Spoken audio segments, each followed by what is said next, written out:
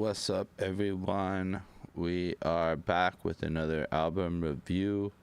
It's the Perspective Show podcast. My name is Holden Stefan Roy. Joining me today is Liddy Bro Flacco, and Lit, we're lit, lit, lit, lit, talking lit, lit, lit.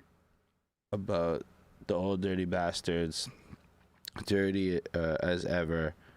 No, sorry, that's the name of it. Anyway, I returned to the 36 Chambers, the dirty version, the 30-year anniversary to that album. So it's time to do the review, looking back at Old Dirty Bastards' first solo project, Return to the 36 Chambers. And I could tell y'all, I've never listened to this album before in my life. I did all those album reviews and stuff, but we just never got to this project, and I don't think I've ever listened to anything that sounded like this album in my life before. This is like this album is interesting just to start this off because it breaks like every hip hop head, like the purest hip hop heads. Like it breaks so many of their rules of like what's supposed to be done in like a great classic album, and it just doesn't follow any of the rules. Like my understanding is other people wrote half his verses. He just reused verses. Like this is just so different. Like some of the stuff he does with his voice is just so weird. And then you realize literally nobody else could do what this man is doing. And I never fully understood the there's no father to his style thing before. Like I wasn't sure what that meant. Like with Method Man you could hear it like so clearly and whatnot, but if you haven't listened to this project and you just heard like the couple of features here and there from the Wu albums and stuff, I don't think you're prepared for what you're getting into on this project. And I don't think you should listen to it just one time if it's the first time you heard this, because the first time you're listening to this, whew, it's a whole lot of what the fuck is happening here.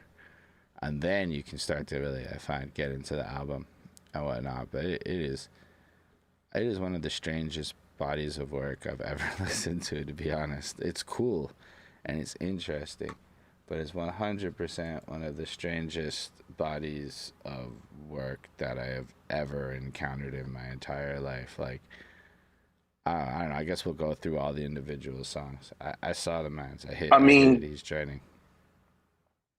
uh, there Yeah. goes Eddie Hispanic, Dirty Klansman General. Um, he is a member of the Dirty Klansman, which is a Wu-Tang affiliate group. Mm. I'll let him speak for himself. Uh, Yeah. Panic, you have to click the camera and the microphone button, and we can see you and hear you once you do that. Um, Yeah. yeah, listen, I don't know if I'd call it strange, right? Like, but I could understand where that would be a adjective somebody would use to describe something that they've never experienced before, right? Yeah. I would describe it more along the lines of um uh I guess I would describe it as unique, which is a word that a lot of my OGs that were nations of the gods and the earths all used as a name. There were a lot of, I grew up around a lot of five percenters that were named unique. We just saw you, Panic. I just saw you on camera. So that button worked. Just press that again and you'll be on camera, and then press the microphone and we'll be able to hear you. Um, so unique is literally a name that a lot of five percenters use when they rename themselves, because part of being a five percenter would be choosing a name. It's kind of like when you go to Islam, when you convert to Islam, you, which by the way, um, I guess one day we'll talk about it, but like a lot of the nations of the gods in the earth, five percenters, same as Muslims in Islam in America, they choose to rename themselves because they don't want to go by slave names. So they don't want to go by names given to them, which are 99% of the time slave names. These are names that your last name, if you're a Black American in America, is 9 times out of 10, 99% out of the time is a name handed down to you after your family was taken out of slavery or taken into slavery and you were renamed. Your name from where you originally came from was destroyed. All your documentation was destroyed. You were ripped apart from your family and you were given a new name in a new country. And then all the predecessors that came after you in your bloodline and lineage had these names. So Denzel Washington is not a Washington. You know what I mean? Like his family that originally came from Africa had another name. And they were given Washington by the slave master that is the owner of the family, that was the slave master of his family. Um, Panic, you let me know if it text me if you're having issues. It's literally just the little camera button and the microphone button, and you could just jump in at any point. Yeah. But essentially, Washington is a slave name. It's a given name. So if Denzel Washington were to be a Muslim in America or a 5%er, he might choose to rename himself. If he was in Islam, he would be renamed Right. by the leader of his church, mosque. Um, in in the nation of the gods and the earth, you get to choose your name, and that's where um, a lot of the members of Wu Tang, their names came from. Their chosen names, and so said that all to say, unique is a word used often and frequently by 5%ers in the nation of the gods and the earth. And with that being said, I think it's very descriptive of this album, of Old Dirty Bastard style. Um, I'm not sure what his given name was. There you go, Panic. I see you there. Now you just got to hit the microphone button and we'll be able to hear you. Um, and if you're on your phone, you Can you could hear me? just It's tilt. good. Yes, Yeah, I can sir. hear you now. All right, say less, And say Welcome to less, the say less. show. I was having difficulties with my JBLs. It wasn't picking up the Zoom. I couldn't hear nothing through it. I kept hearing you through the word. phone. So I If already you're know the on microphone was going to give if feedback. you're on your phone, if you go sideways, we could see you full panorama and it's a little bit more, you know what I mean? Um I got you. Just let me uh finish but setting up. but yeah, I believe Old Dirty Bastards. Do you know Panic, Old Dirty Bastards? Like not Russell Jones, not his legal name, but what his 5%er name was? Or was it just A Son Unique? Something like that was his name. I know his you hear him say, A Son, I keep planets in orbit. That was his name, A Son. And A Son is Yeah, that is for definitely one of his names. But I wouldn't know what's his Ace main attribute. I would have Word. to look that up.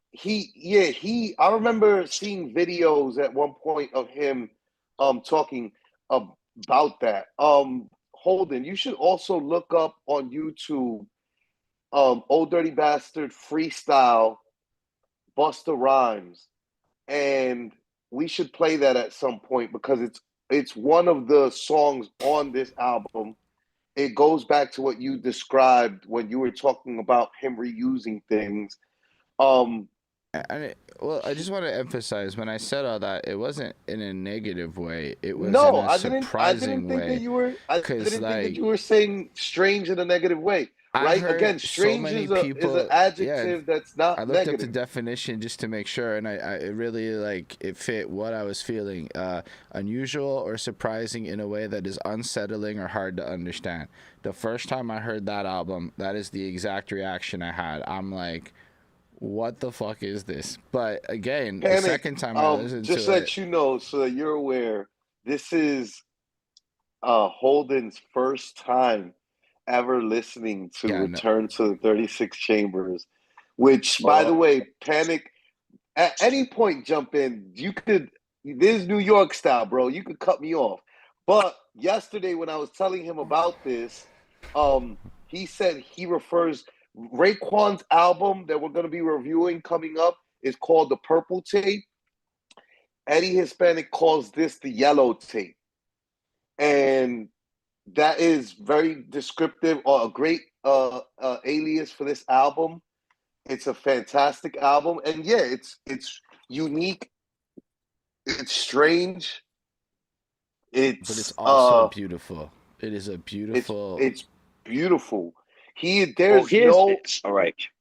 Go ahead. To me, here's what's dope about Old Dirty Bastards album, right? It's a bunch of music that wasn't going to be used, that they just basically put to the side. Let's not forget that Old Dirty Bastard is the little cousin to Jizza and RZA, which both Right. already had a project. They came out, already did a tour. He had never did no tours, no nothing. Remember, they had their own little group together. They made little stuff, but they never pushed that out. He took all them ideas that they did together as a group and did that all in that 36 chambers. Like there's a lot of little choruses and little stuff that he says. There's really stuff that was him, RZA, and Jizza when they were together. You know, the cousins doing something. And rumor is that he basically took stuff that Jizza left to the side that he had wrote wasn't going to use and took it and revamped it, flipped and bounced it, and turned it into Old Dirty Bastard. You know what I mean? And another secret is that they didn't know for sure if his project was gonna be as explosive as it was.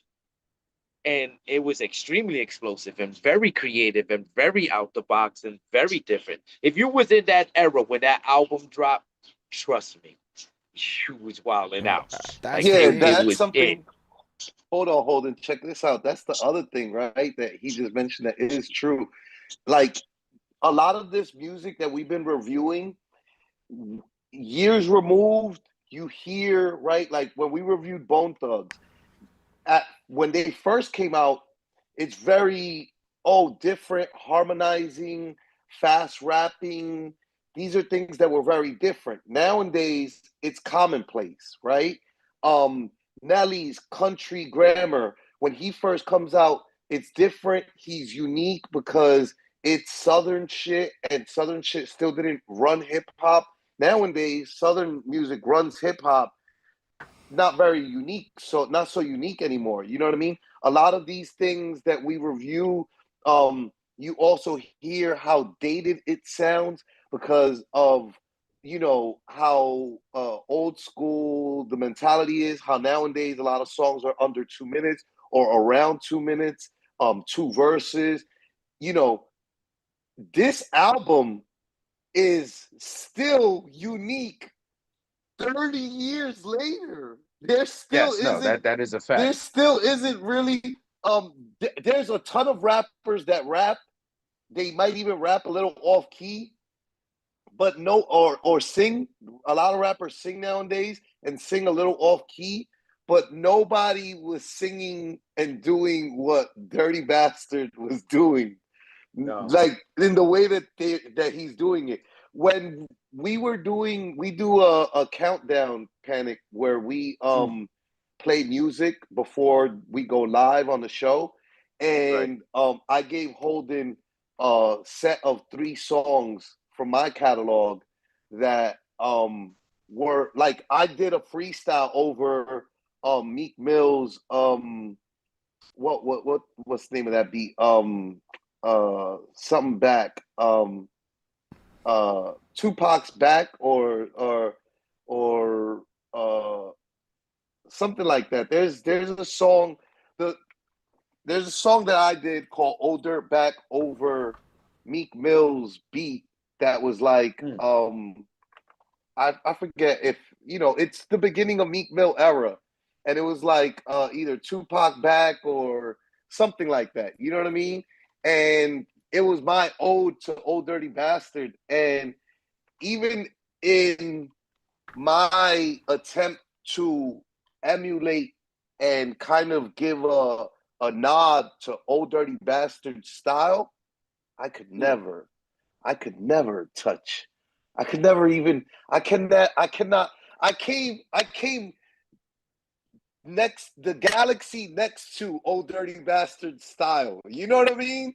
Like he's in a galaxy all by himself. And even if you try to emulate Old Dirty Bastard, you still can't get in his stratosphere. You could never, nobody could ever touch his style. All, and if you wasn't smoking, I ain't gonna say too much, but if you wasn't getting right, there's a certain element in music that brings out certain creativity, okay?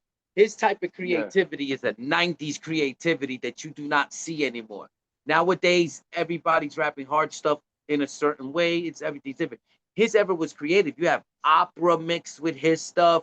He'll just start singing lullabies. Like, he was allowing you to go into his mind is really what it was. If you really think about it, you know what I mean? He was allowing you to hear what he was saying maybe when he's taking a shower. You know, like,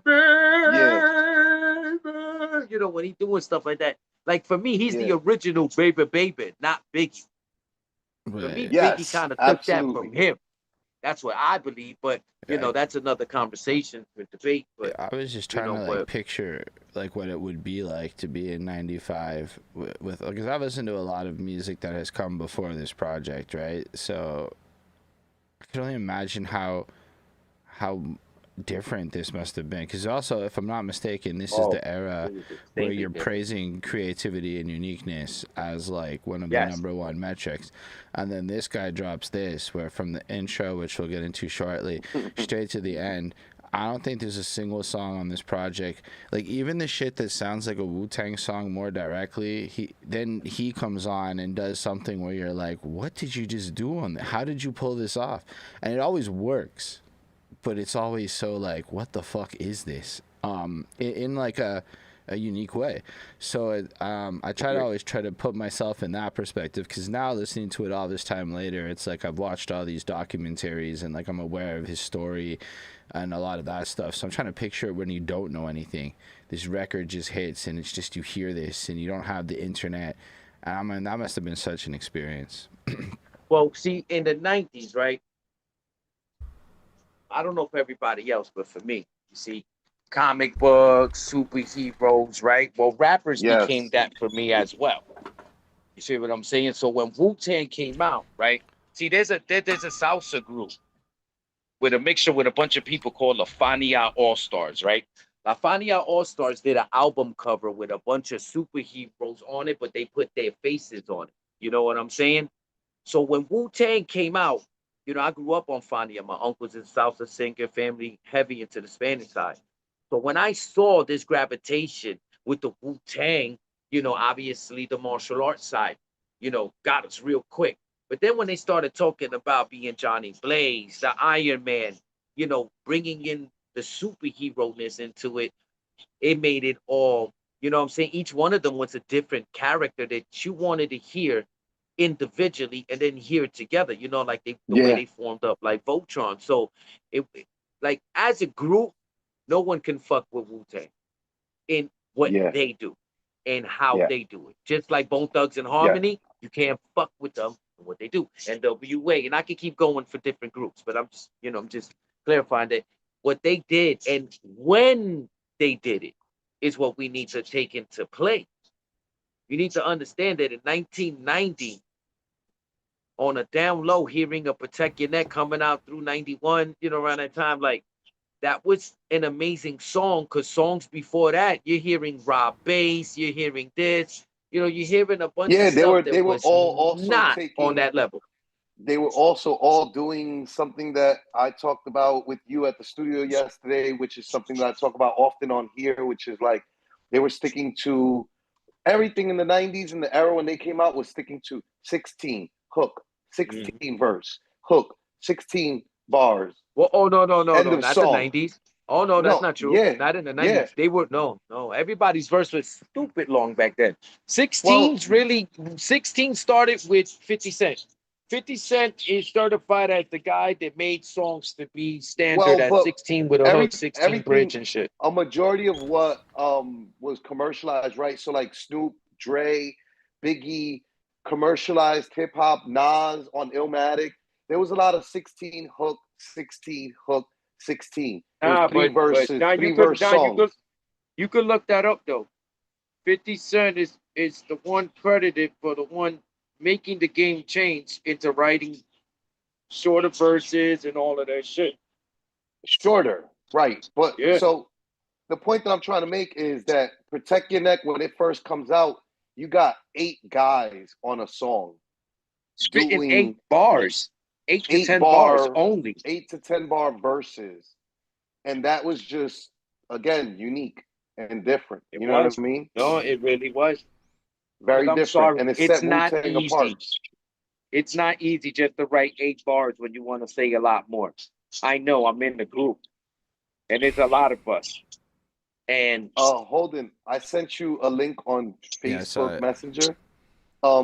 Pop that up. Let's play that, and then let's get into this album, and let's start reviewing the album. All right. But first, let's do this because I think this will set a point of standard for people. Real MCs, check my rhyme. Yo, bust the rhymes up in the place. True indeed. Yes, I catch wreck. That's word on my seed. Hey, yo, I'm about to give you what you need. One blood, everybody, like Junior Reed. Wake up every morning, yo, I must succeed. Nationwide ruckus make the world stampede. Yo, really make me roll some weed. Mad charge, nigga, now I must proceed. Yo, I'm about to give you what you need. Give you face to face. I can't hear y'all with that too. Yeah. That's because Wait, what? You didn't optimize sound. I can't hear the freestyle. Oh, my bad. Yeah, I could see the video, but I can't hear the video. Body blows, busting your shit, making you bleed. Can you hear it? Yeah, I can hear it now. Dynamic flows and take heed. Need more information, homeboy, than just read. You can read all about the pure breed. Do the Goin Down, smart, do the Hippa. Yes, I get stupid, bust the rhymes all the time. Comes down when I represent another raw rhyme. Which motherfucker stole my flow? Me, my me, Chill.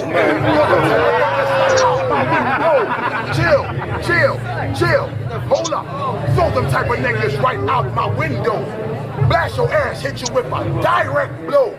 Bro, coming through like G.I. Joe. Star Wars moving ill like Han Solo. Just imagine that flow right there and hearing that album. You think that you can hide, you think you can lay low. Roll up on your ass like Hawaii 5.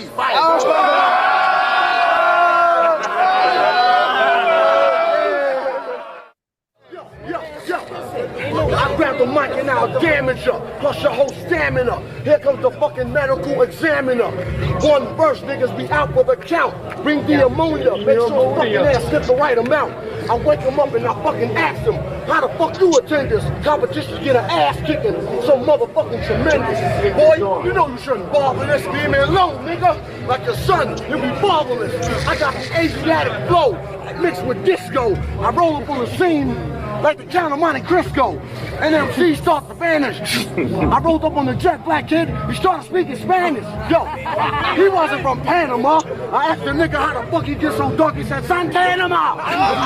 He responded so fast, he made me laugh. I scared his ass. I heard the strong rhyme, then I brought out the punk in him. I caught him with the strong 5 deadly venom. I told him enter the Wu-Tang and witness the Shaolin slang that crush any shit niggas bring. And watch your ass take a big fall. See why? My main source is like a friendly game of stickball. And as you step up to Batman, I play the Riddler. Niggas try to do me for a rhyme, I change to Hitler. I go out like a Nazi. Niggas be wishing they fucking ass stayed home and play Yahtzee. Or watching Happy Days, sweating pots with Ralph, Richie Cuttin Heads, Joni and Chop shit. Oh, me getting wrecked to I'm through, that's like a 10.5 foot getting in a 7 shoe. Now fix your back with them and no truck. Nigga, I have your ass doing some night fever shit. John Travolta. I come strong, I'm acknowledged, born. I flip the strip and rock on for being back for fucking dawn. Bash your hammer, you broke down English grammar. What, you can't understand it? There's the panorama.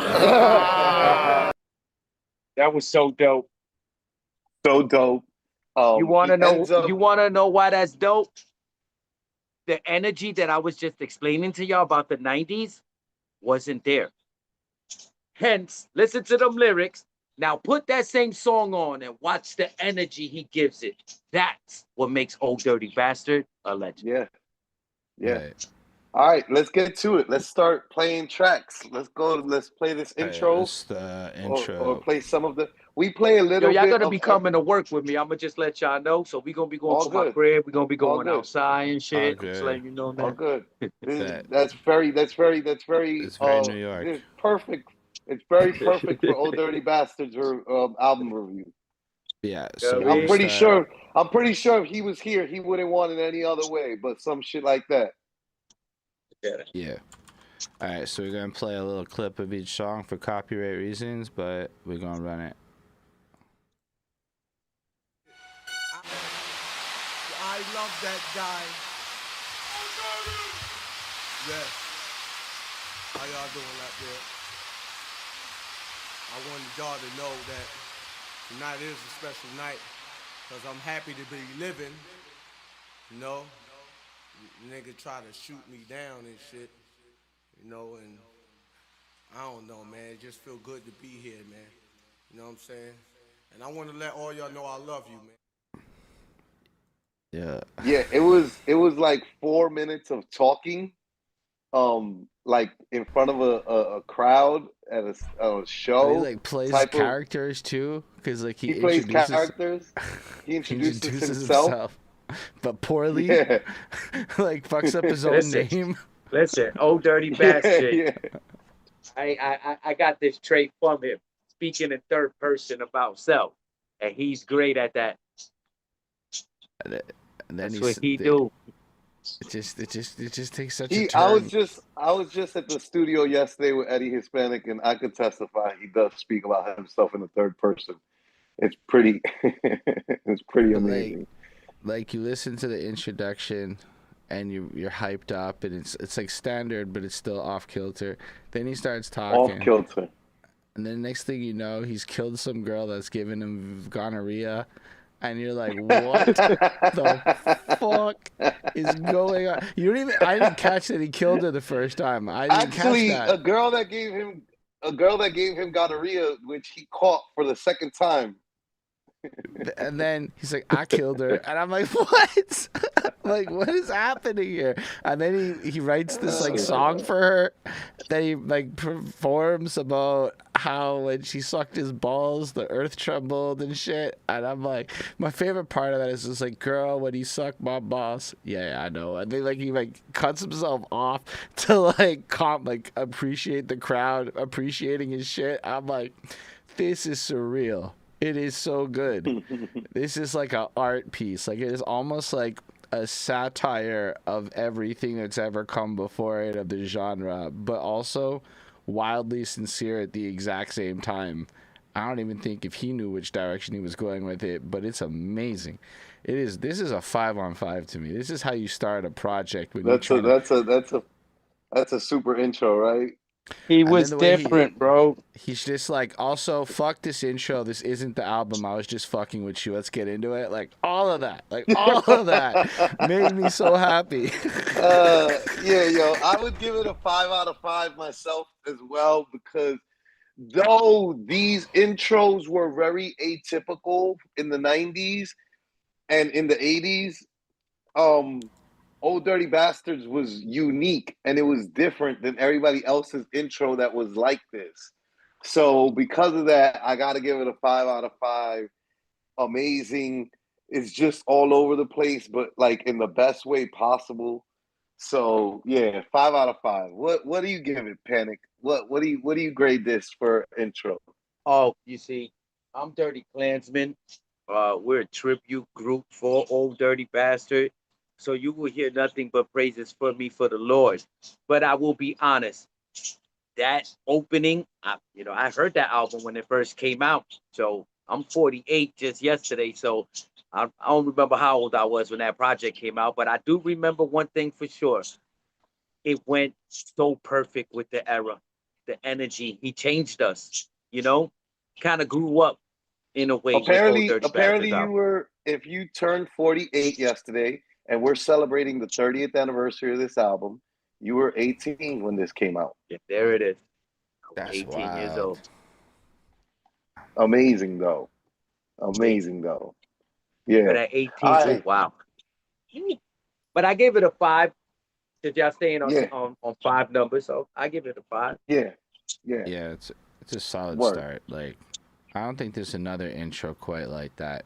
There might be intros that are goofy, but they just don't land. This just like at this moment, I think I started to realize. Yeah, what people try to meant be when- funny. People try to be funny a lot of times on intros and skits, and their comedy doesn't land. There's very few that still, like, I remember when I first heard Biggie say so he was talking about a girl wanting him to shit on her.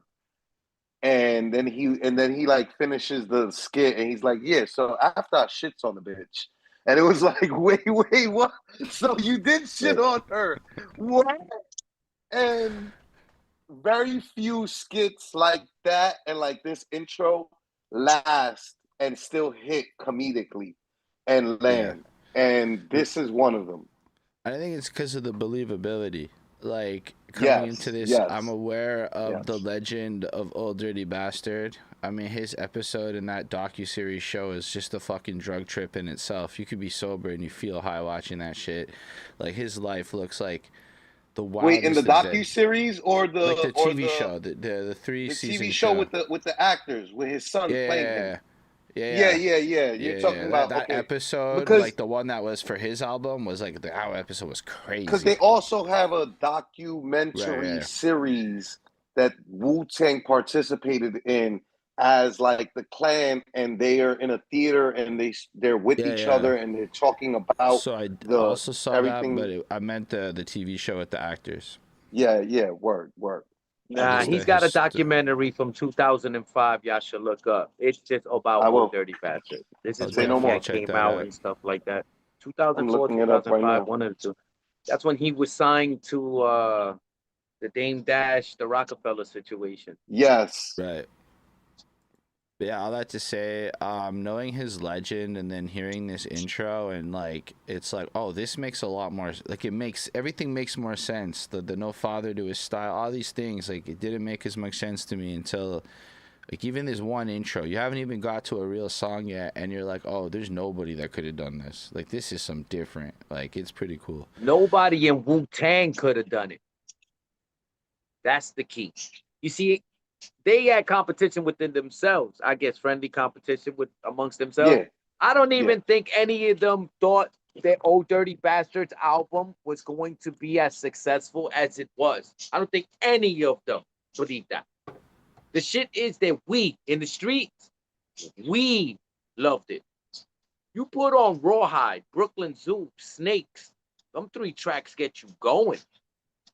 Yeah, let's get to it. Let's get to track so let's number move 2. On. We're gonna go through it in order. So next up is I know, but I'm just explaining. He had a different Appreciate energy. You. Like Method Man had one energy, absolutely. And Method Man got the females real quick. Let's just, you know what I mean. Jizza got the intelligent ones. Old Dirty Bastard got us grimy motherfuckers that wake up, slap some vodka on our lips before we brush our teeth mentality. You know what I'm saying? Yeah. And he was for us, smoke a blunt, while I take a shit and eat breakfast all at the same time. That's Old Dirty Bastards, Yeah. Absolutely. Right. Absolutely. So the next song. So track number 2 is Shimmy Shimmy Ya. Oh, fuck you can't even sing. You don't even need to move it ahead. Just sing something to get some pussy. Ooh, baby, I like it. Yeah, baby, I like it. Yeah, baby, I like it. Yeah, baby, I like it. Shimmy, shimmy, ya, shimmy ya, shimmy ya.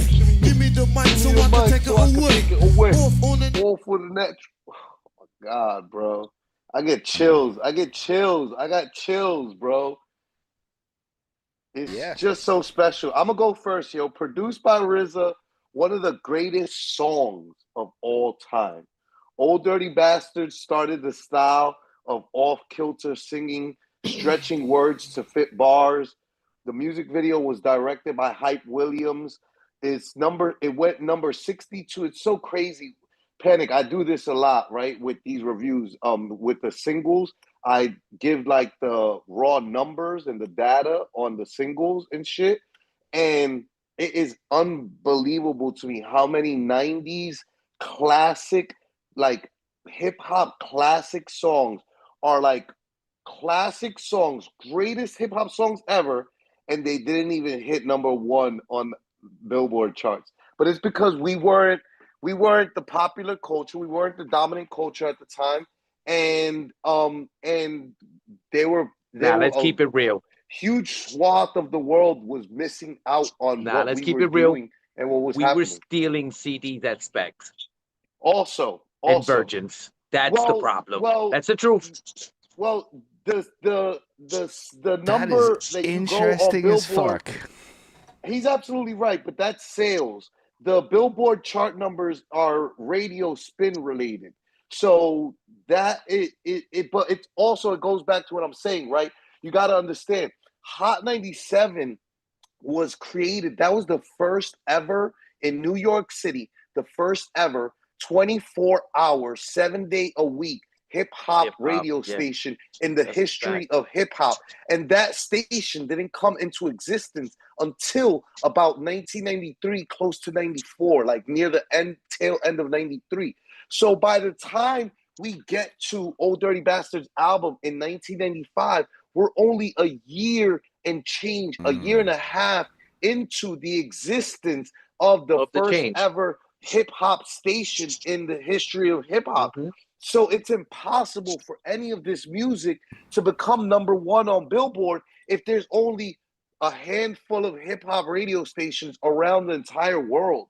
You know what I mean? The whole country, even, matter of fact, we're only talking about the country because Billboard is talking about US Billboard charts. So in the US, there's only Hot 97 in New York City and KMEL in California. And that's it. Those are the only two 24-hour hip-hop radio stations by the time this album comes into existence. So you're just, hip-hop as a whole is playing at an unfair advantage or unfair disadvantage in order for them to reach number one on Billboard. You know what I mean? So that's why a lot of these songs, like this song, which is an amazing song, and the music video was so fucking beautiful, directed by Hype Williams, went number 62 on the Hot 100 charts, number 47 on the R&B and hip hop charts, number 4 on the US Hot Rap Songs chart, and the US Dance Singles Sales charts. So it went number 4 on those two charts. It's just that those two charts were off to the side and they weren't like being treated the same way that the Hot 100 is treated, which is the Hot 100 is essentially the Billboard charts that people really go by. It's the pop charts.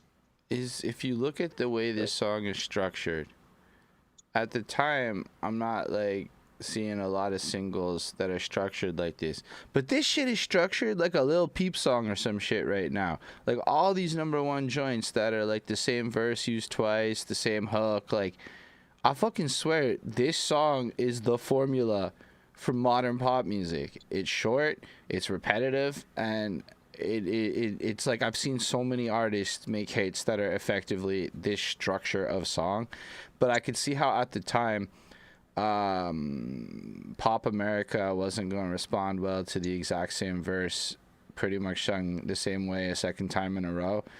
And then it's also got the backwards part, which is cool. I love that shit, but it's all like, it's all just unexpected. Everything about this song is unexpected when you first hear it while sounding amazing. I really like this song, don't get me wrong. I never even really realized it was the same verse twice over until like the 50th time I heard it, because I never cared. It just sounds good. It's like one of those songs where it comes on and you just need to go, baby, I like it raw. You don't need to say nothing else. The rest of the song can just play and you're good. For sure. White people definitely love Old Dirty Bastard. I'll tell you that much. Like, white people loved Old Dirty Bastard from the beginning of Wu-Tang.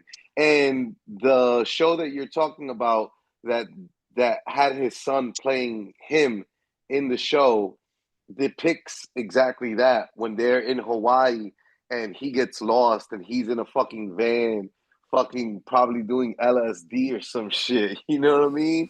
Like, white people love Old Dirty Bastard, man. Oh yes, they did. We like it raw. I know that story you talking about. That's when they was with that rock band group overseas, and they was looking for him and found him in that van with a bunch of people. That Rage Against tour? the Machine, the Rage Against the Machine tour. But no, they were, when he did the Hawaii thing, which is what I'm talking about, and was in that van, they were on tour on their own, Wu-Tang. This was before the Rage tour. The Rage tour came after that in 2000 something. My favorite story of the Rage tour is when Tom Morello's like, one time I ran into Old Dirty Bastard in the parking lot while Wu-Tang was performing.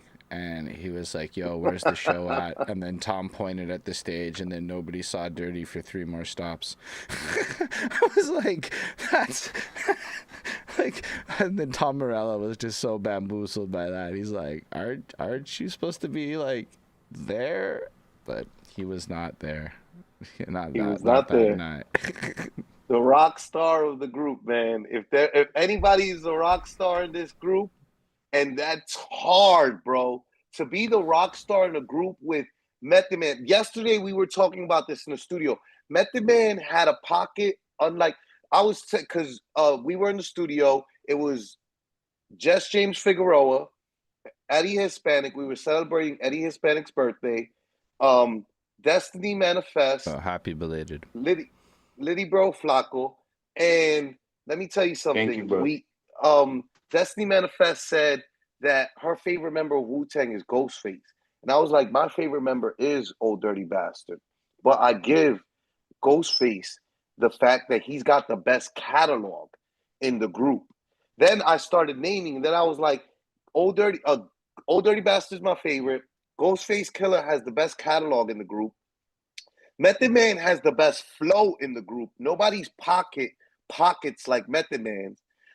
Nobody has better verses than Inspector Deck in that group. Inspector Deck has the most classic hip-hop verses. I bomb atomically. Socrates' philosophies and high prophecies. Can't deny when I be dropping these. Mockery, lyrically perform all robbery. One of the best. Raekwon has arguably the most celebrated album out of the entire group with the Purple Tape. RZA is the only member to be a director, actor, you know what I mean? Screenwriter, producer, the producer of everything, right? The first Man, he worked with Bjork. That's crazy. The first rapper producer to be celebrated, right? I could keep going. Jizza is the smartest member of the clan. All these titles that each one can personally have, but none of them is the rock star of the group.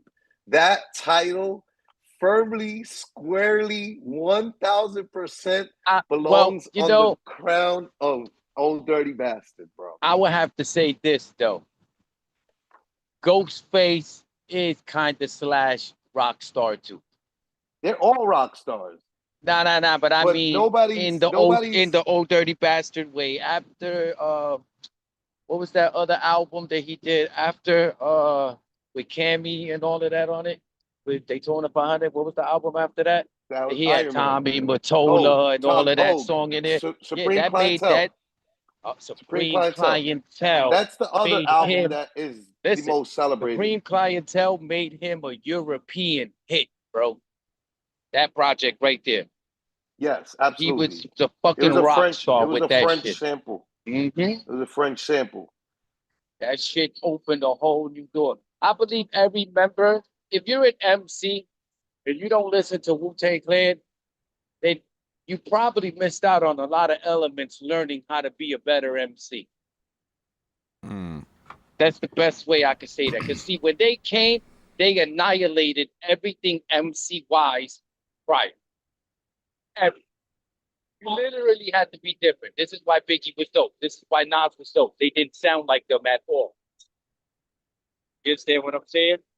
Right. So Mm-hmm. that made it even more to And there's gravitate 9 to of them. them, so it's harder because that's a lot of people to not sound like. You had 9 different emotions compounded valid. into one for you to feel in a gigantic song. Protect Your Neck is one of the most greatest songs ever in history, bro. Yeah, agreed. Agreed. Yeah. But as far as Shimmy Shimmy Ya goes, I don't know if I could 5 really out give of a 5. grade. 5 out of 5. I Yeah. give it a Shimmy 5 out Shimmy of Ya 5. was the Yeah, greatest it's a 5. commercial track out of that project. It was Yeah, a I give it a commercial 5 song. as well. It Yeah, just I give sounds it a good. 10. I've heard it come on, like, while I haven't heard this album before, I have most definitely heard this song in so many circumstances in my life from all kinds of places where it's like, it just feels like a staple of life. Like, I can't really picture life without hearing a Shimmy Shimmy Ya every now and again. So yeah, 5. It's timeless too. I don't Like, think you the could, 90s would be the 90s without Shimmy Shimmy Ya. like, maybe the Norman Bates line kind of dates it a bit, but like outside of that, like, there's nothing about Not this even song though, that even because sounds. Norman Bates is like an eternal. Like I just finished not I just finished watching, but they're just finished being the Bates Motel series that was on Valid. on streaming services just 5, 6, 8 years ago or something like that within the last decade. Right. And so that movie, that series keep that story keeps on living on. So Valid. it's one of those So, things where but like yeah, so even it's that pretty doesn't date like it. timeless in its sound. Timeless, yeah. But yeah, that's what I think about it. So I guess we could move on to Baby Come On. What you got to do? Come on. Can I get the Wu-Tang? Wu-Tang, Wu-Tang, Wu-Tang, Wu-Tang, Wu-Tang, Wu-Tang, Wu-Tang is on the brain. I get freaky diggy raw when it's time to get on the dance floor. Shotgun kill the shit. Blow. Then you won't step to me. Thinking is he really raw? As he stay there. If I was I'm not even gonna lie. I Is just he really realized, is he really how- raw as he said to me? yo, it sounds so much better in my headphones than it does in my car with the way the bass gets picked up. Because I have really shitty car speakers, is what I just realized. But yeah, what do you think about this one, Penny? We usually go on like a rotation of who starts off each song. I think he's walking and he's muted up. Yeah, valid.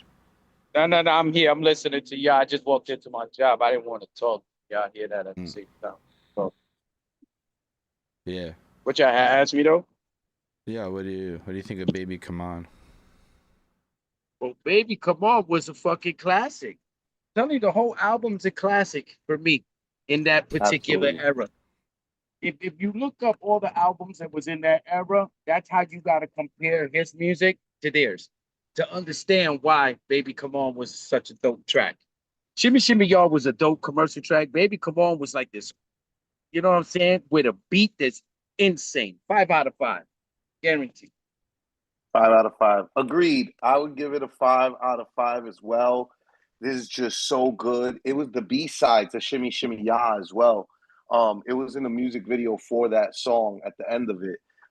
This might not have been the first, but it was early days of the 2 songs for the price of 1 in a music video type of song. You know what I mean? And it was just amazing. I loved it. 5 out of 5, man. So far, he's got a perfect fucking album, though. 5 out of 5 for the intro. 5 out of 5 for Shimmy Shimmy Ya. 5 out of 5 for Baby Come On. Like, just So so I get why it's a total perfect album. I don't know if I'm feeling as 5 on 5 as y'all do, but keep in mind I've listened to this album for like 4 days of my life, so I'm still learning to appreciate it, and it hasn't really sunk in. But I'm saying that because usually this is the kind of project where I really believe the more you sit on it, the more you come to appreciate all the nuances and shit that's in it that like I just haven't caught. Like I'm still at the point where every time I'm listening, I'm still catching lyrics and shit, right? That being said, I think it's a great song. I think it's cool because it more has full completed verses, and you really get to feel his pen game in a way where I don't know if you feel it as strong on the other track so far. And if you, again, don't really know a lot, it's like, oh, wow, he really coming in with this completely different flow and style. And it's very interesting to listen to. The beats, like, maybe not what I would gravitate towards, but it's still extremely well made and extremely different. And I don't know, I like the song. I'd give it like a 4.5, but like I could see why it's a 5, and it's a classic, and it still fits like the timelessness of it. It's just when it comes to preferences, I don't have the history. It's a really good song though. I think that as far as albums we reviewed, it is the strongest first 3 songs we've covered so far. yeah, for sure. Agreed. Yeah, and then I don't know. Also, like, I have to do so much work to understand what the fuck anyone is saying when you go to Wu-Tang stuff. Like, I literally had to buy RZA's book because it didn't make sense to me. Like, I didn't understand what was happening on 36 Chambers. I don't know what the slang was. So having RZA break all that down for me in a book, bro, it made such a big difference of being able to fucking make sense of what the fuck is happening in this Wu verse. So, like, that being said, I'm sure there's a whole lot happening here that I just don't get. And if you're listening to it for the first time, he's probably saying things you don't understand. And it's not as whatever you may. Sometimes you hear the bars, and you're like, I don't know. Maybe what the fuck he's is speaking happening. in code. Might be That's what speaking I Nah, mean. he in code. definitely speaking in code. Yeah, you see, that's the whole So, key factor. They are 5%ers. They are speaking in different language. There's some stuff that's going over everybody's head. I mean, RZA literally said it in the Wu-Tang album. It's gonna take them about 20 to the 22G for them to even figure this shit out. He said that. Right. Yeah. People were too busy being fanboys, not paying attention to what they were trying to say. There was many True story. messages in that Many album. messages. The whole Listen, this is why his album is classic. It didn't need to hit on the Billboard chart. It's classic with No. us in the street because of the message. right. Facts. So I guess we could move it on to Brooklyn Zoo. And the street continues. I showdown, then watch me put your fucking ass low Fucking ass down. low As you can go below zero, without a doubt, I never been taken out by a nigga who couldn't figure, yeah, by a nigga who couldn't figure, yeah, by a nigga who couldn't figure how to pull a fucking gun trigger to get the fuck out of here. Nigga, when they get too close to the utmost, what I got to say? Oh my Yeah. God. Nah, Bro. this is it's like an experience. It's like what Eddie said a bit earlier about you can almost picture him in different vibes and places in his life rather than it just being a thing. And it's just like every song is like another chapter. It's like a movie almost, but not like a slice of life movie where there's not necessarily a big ass point to it. You're just walking down the street with Old Dirty Bastard, and all of a sudden some Brooklyn Zoo wildness just starts happening, and you're just like, what's going on? And in my head, I'm almost picturing it like a musical where like all the people in Like a Brooklyn hood are musical. just knowing all the dance steps and all the choreography and shit, and it just plays out like this big old crazy action sequence, like some 90s cheesy action flick, and it just seems amazing. Like this song is really a cool experience. Like, I'm not even gonna touch the lyrics because I don't know what the fuck he's going on about half the time, but his delivery is crazy. The way he just flips into hooks out of nowhere and you're like, what? And now it's a hook. Like, you were just in a verse, but you didn't even know it ended. It just, he felt like it was time to change, so it changed. And now you're just vibing in this new direction. And the way you But just listen, sonically that's the creativity part, bro. That's love what I'm it. saying. If you didn't listen to them growing up as an MC, a lot of people are still rapping the same way for the last 10 years. Haven't changed now. One thing, haven't repeated one word to say it twice to make it sound different. You listen to Right. them, you're gonna hear different styles, and you're gonna be like, bro, I could be a little more creative with my craft. You know Yeah, what I mean? absolutely. I like what Personally he said speaking, too. Sorry, go on. I was gonna say, personally speaking, I learned a lot of my hook writing ability from Old Dirty Bastard and Biggie, and in particular, Old Dirty's repetitiveness, right? But it's also because of the same thing that I learned from Jay-Z, which is double entendres and playing with words. Sometimes you think I'm saying the same thing over again, and I'm not saying the same thing over again. I'm using the same sounding word spelled differently, which has a different meaning, making it a different word, and therefore giving us a double meaning to the second time that I repeat it. So you think that I'm repeating the same shit over, and I'm not repeating the same shit over. You know what I mean? Um, in Sunroof, on volume 3, I do that a lot, where like I say a lot of two, two, two, but I'm talking about the different twos. Me too, the two as in double, you know what I mean? And it's just one of those things where, like, if you're not paying attention, something so simple will go right over your head.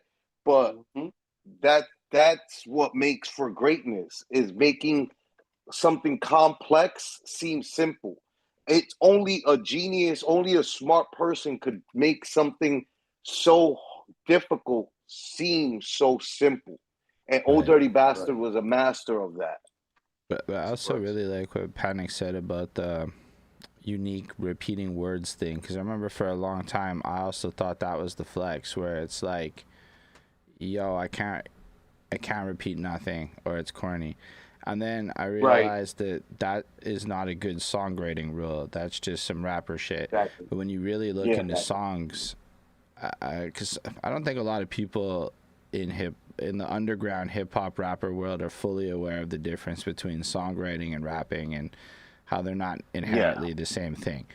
But yeah, a lot of the most amazing songs out there are very repetitive, and there's even a lot of science that says that something like those 6-7 minute songs with really long bridges and grooves are scientifically designed almost to entrance your brain into the song.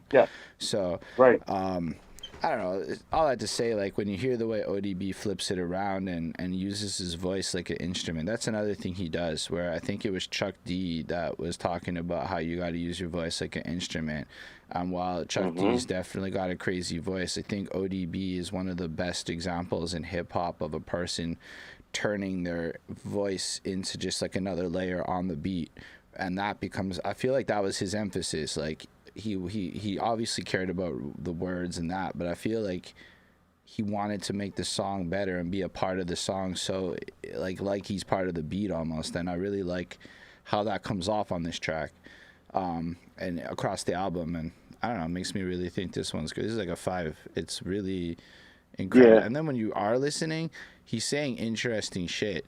I don't necessarily want to, I could tell you 5% or shit, but like even the superficial version of it all is super interesting to listen to. Right. I was gonna say that, right? Like I was telling you guys, like I was telling you earlier, his name, his chosen 5%er name, first name was Ason. Ason, that scene that was written, I believe, if I'm not mistaken, like a son, like your son, your child. You know what I mean? But really, it's also a play on words, meaning a son. I keep planets in orbit. I'm a son. I am a son of a man, but I am a son. I am the son. I'm the giver of life in this orbit. Exactly. This orbit doesn't exist without me. These Me. planets That's right. don't exist without me. You know what I mean? I keep planets in orbit. It's Is orbit. crazy, bro. Crazy. Like lyrically, fucking bars, bro. Bars as fuck. I give it a 5 out of 5 too. Produced by Old Dirty Bastard and True Master. That's the other thing that a lot of people don't realize is that like Panic mentioned, Wu-Tang, when they first came out, it was really just GZA. GZA's the first one to have gotten a record deal at Cold Chillin' Yes. Records. And then Yes. and so he was running around with the Juice Crew. And then RZA got a deal and they like forced him to put out a single called We Love You, Rakim. And they were trying to make him LL Cool J-ish. And it didn't work at either label for them commercially. And so they go back to Staten Island, they regroup their cousins. And then the third cousin that would go out on tour with them at the time was Old Dirty Bastard. So Old Dirty Bastard, RZA, GZA, these are three cousins. And so they were all together, but like RZA was the producer of the entire clan. The only other guys that produced music out of the entire clan was Inspector Deck out of necessity because he felt like RZA was taking too long and he was motivated to get to his album, and Old Dirty Bastard because he knew what he wanted to sound like over what he wanted to sound. So it's produced by Old Dirty Bastard and True Master. And True Master is the guy that created the logo for Wu-Tang. So the famous logo for Wu-Tang is created by True Master, one of the producers under the wing of RZA that like learned his style from RZA.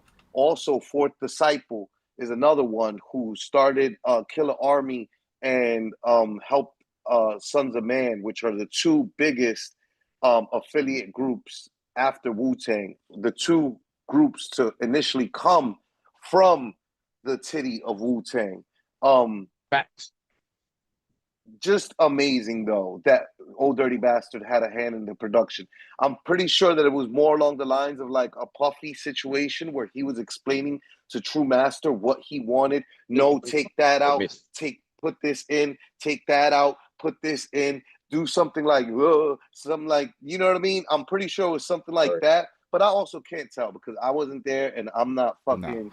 I'm no God. But the point is that Old Dirty Bastard producing one of his biggest singles ever is like rarefied air at the time, and then just proves how diverse and amazing of an artist he was. 5 out of 5. It went number 55 on the Billboard charts. The first single off the album, number 54 on the U.S. Billboard Hot 100 charts. Number 5 on the U.S. Hot Rap Songs chart. Number 5 on the U.S. Dance Singles chart. Number 40 on the U.S. Rap and R&B charts. Just amazing song, though. Amazing song. One of my favorite songs as well.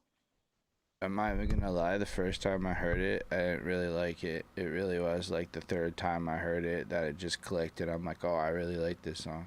I went through that a whole lot on this album, if I'm being real. Like, first time I was like, I don't know if I like this. And then... I don't know, just you sleep on it sometimes and you come back to it and you're like, I think I see it now. You see the vision. That's why, like, sometimes in this modern era of people trying to call shit classics on a first listen and people be listening to albums one time and, like, moving on, I'm like, yo, I did a lot of album reviews. I'm not, like, an expert on music, but I am at least, I have an understanding of listening to music now and then listening to music over time and how like it affects your ability to process the music. And a lot of the times on your first listen, you're not catching everything and you're not even aware of how you feel. You're so busy listening and discovering that you're not even really like interpreting it. That's why I always try to bump some shit 3 times before I talk about it, because by the third time, you know, your brain is starting to get used to it a bit and you can start to really hear it properly. Anyway, it's I guess we could move on to Hippa to the Hoppa. Hippa to the Hoppa. Hippa to the Hoppa, and it just don't stop her. I swear to lie, is he gonna live that? No, the nigga died. The maximum of MCs are populating the minimum of those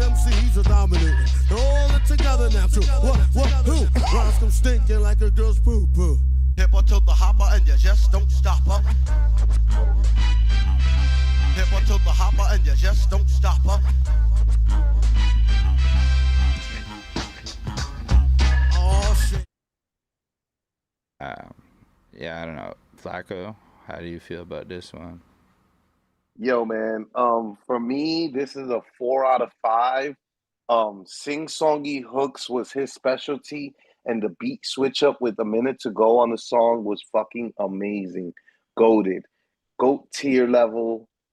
Just, yo, again, this is probably the strongest opening to an album that we've reviewed so far together. Yeah, no. Fleetwood Mac could never. Well, we haven't heard rumors yet. They say that one goes in. Y'all wanted to say something, Holden. I hear that you saying that like you didn't understand the project or something. Here's the best way to listen to Wu-Tang. It's like watching Marvel Multiverse. You must start at the 36 chambers. Right. Must. And you must go from each album there. Going on. When you get to Old Dirty Bastards album, you'll understand. Each chamber was different. Raekwon's is a classic because it was gangster mafioso. But Old Dirty Bastard was more street, wild out. Let's get high, party and bullshit. I want to get laid and keep it moving. Feel me? That was his chamber. The dirty, funky, like a girl's boom boom. Hippa to the hopper and you just don't stop her. That's a ploy on the opera part that he loved opera so much. This is why he does opera, little singing things and stuff like that. If anything, that was his way of making his hip hop opera like song. If you think about it. You know what I mean? I give that a 5 out of 5 because of the creativity, let alone if you really listen to the bars. He was saying some slick shit. Yeah, I really like it. I like this one is the first one though that I feel like sounds like it really came out in the 90s. Like this one from a beat perspective sounds like it dropped exactly when it came out. Right. As far as the understanding it, you got to keep in mind I come from Montreal and I don't come from this life in the least. So Right. A lot of us didn't come from that life. Is like I've listened to the original Wu-Tang album, and I've listened to Cal, and I've listened to I listened to a bunch of shit, right? And I still, frankly, don't understand half the bars because even with looking into 5%er stuff, you actually went down some deep rabbit holes just to try to better understand Wu-Tang stuff. Because when I first tried to talk about Wu-Tang on the internet, the Wu-Tang fans are kind, but they're very stern. They're very going to put you in your place and put you on game. But of all the fan bases I've encountered, they're the most tolerant of ignorant white boys. So I appreciate that from the Woog family. Actually, the fucking Woog blog reshared one of our reviews. So to this day, I got a whole like page on the Wu-Tang blog that is our review that they just copied and pasted everything. And I have that bookmarked as a point of pride in my life. But yeah, I still could say that if you were to go bar for bar and your analysis of it versus mine, I would probably miss most of the things that went over my head just because I never lived it. I never saw half of it. I have never been to Staten Island. I mean, there's so much that makes it more difficult to, so I get it at like the art level, but I don't get it at the message level. And it's really hard to ever bridge that gap. Well, not every song he had on there had the message. Some shit was just a creative, old dirty bastard. And then see what I'm saying? It was his chamber. To his style. Don't worry, as each song goes on, the ones that he gets deep, you'll see. Because to me, the most lyrical he got is when he does Snakes with Jizzle. We'll get there, but it's not all just the 5% stuff. They are speaking in metaphors. So you have to literally think outside of the box. You know what I'm saying? I had to read that RZA book to even begin to understand what you mean there. Because until I read it, I couldn't. You know what? We need to chill, me and you, one time and just chill, hang out, and listen to Wu-Tang. I done listened to them albums enough. I could give you some breakdowns. Real talk. That'd be super lit. Not everything I'ma say I know or will be correct, because just like Ghostface Killer will tell you, I don't know what the hell I was rapping there because I was putting this and this and this and this together. Although that same verse that he says that, I feel I could break it down, understanding him and what he was really trying to say and whatever he was going through, which is crazy. Right. But that's just me, could be the fan side. You know what I'm saying? Nah. To me, those are my teachers. You know what I'm saying? They definitely taught me a lot. And I'm in their age group. But they my teachers. At the end of the day. Valid. But yeah, as far as a grade goes, to me this is like a 4-ish, 4.5. Like, I don't really know where I land on it. It is my least favorite one sonically so far, but everything you said about the creativity and the vibe is still there. But, you know, then preferences kick in and you're like, well, I like this one a little bit less than the last one. So a lot of my grades are relative to the album. Yeah, it's a cool song, and I still think we're the strongest album we've covered so far in terms of like actual classic material. Like, it's gonna make other albums harder actually, because the more actual classics you get to, you think back and you're like, yo, what are all those Nelly songs that good and unique? Yeah, they're good, but unique. There's these new metrics that get brought up. Anyway, the next joint is Rawhide. Rawhide. That beat, first of all, is ridiculous. Man,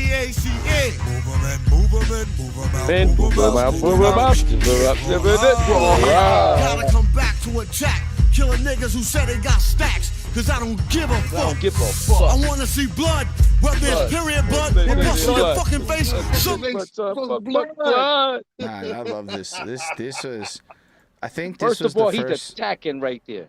Oh my god, this is the coolest song so far for me. Like, this was the best one that I've heard up I'm until this glad point. you like it so much. I give it a 5 out of 5. So I'm glad you also liked it so much. I mean, I'm a sucker for Method Man too. Like, I really like it. So when he comes without on, Method Man. Man's a great. He's got an amazing pocket, and nobody's like such a unique artist.